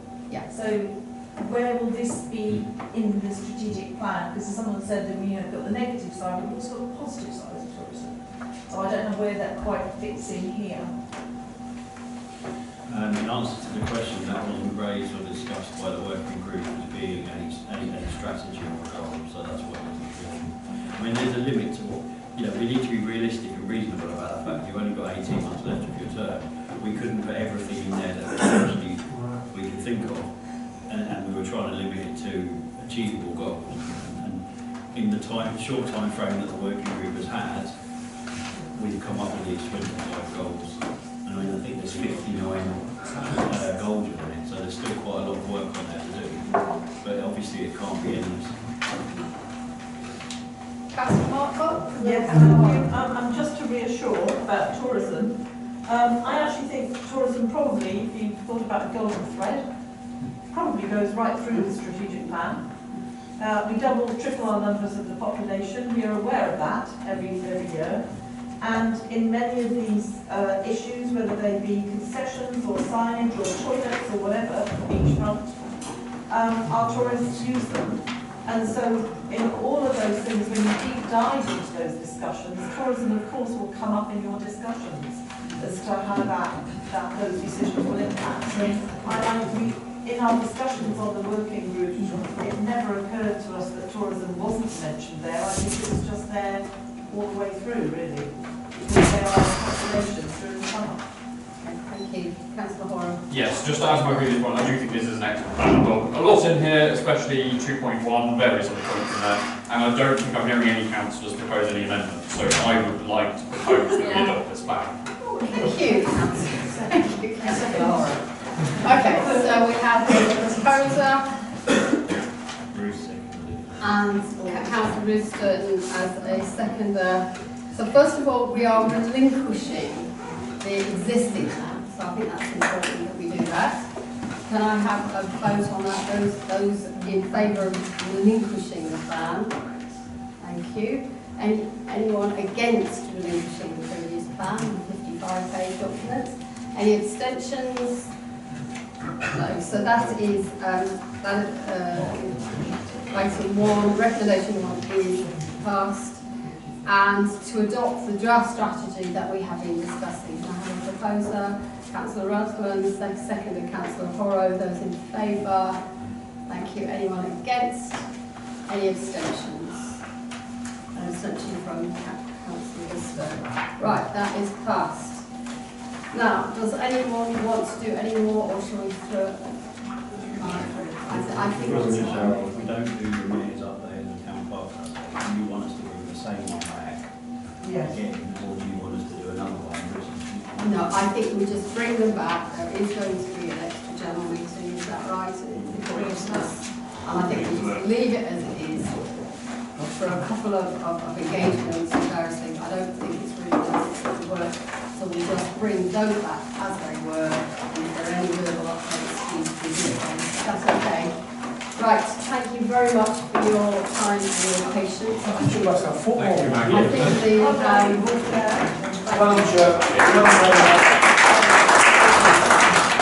think the public have seen democracy and freedom of speech in action. We'll never see them again. Disarmed them, and I think we have opened our spurs. And I think I'd also like to say to the officers, the structure and the seniority and the quality analysis means we are bringing difficult things to council that are long overdue.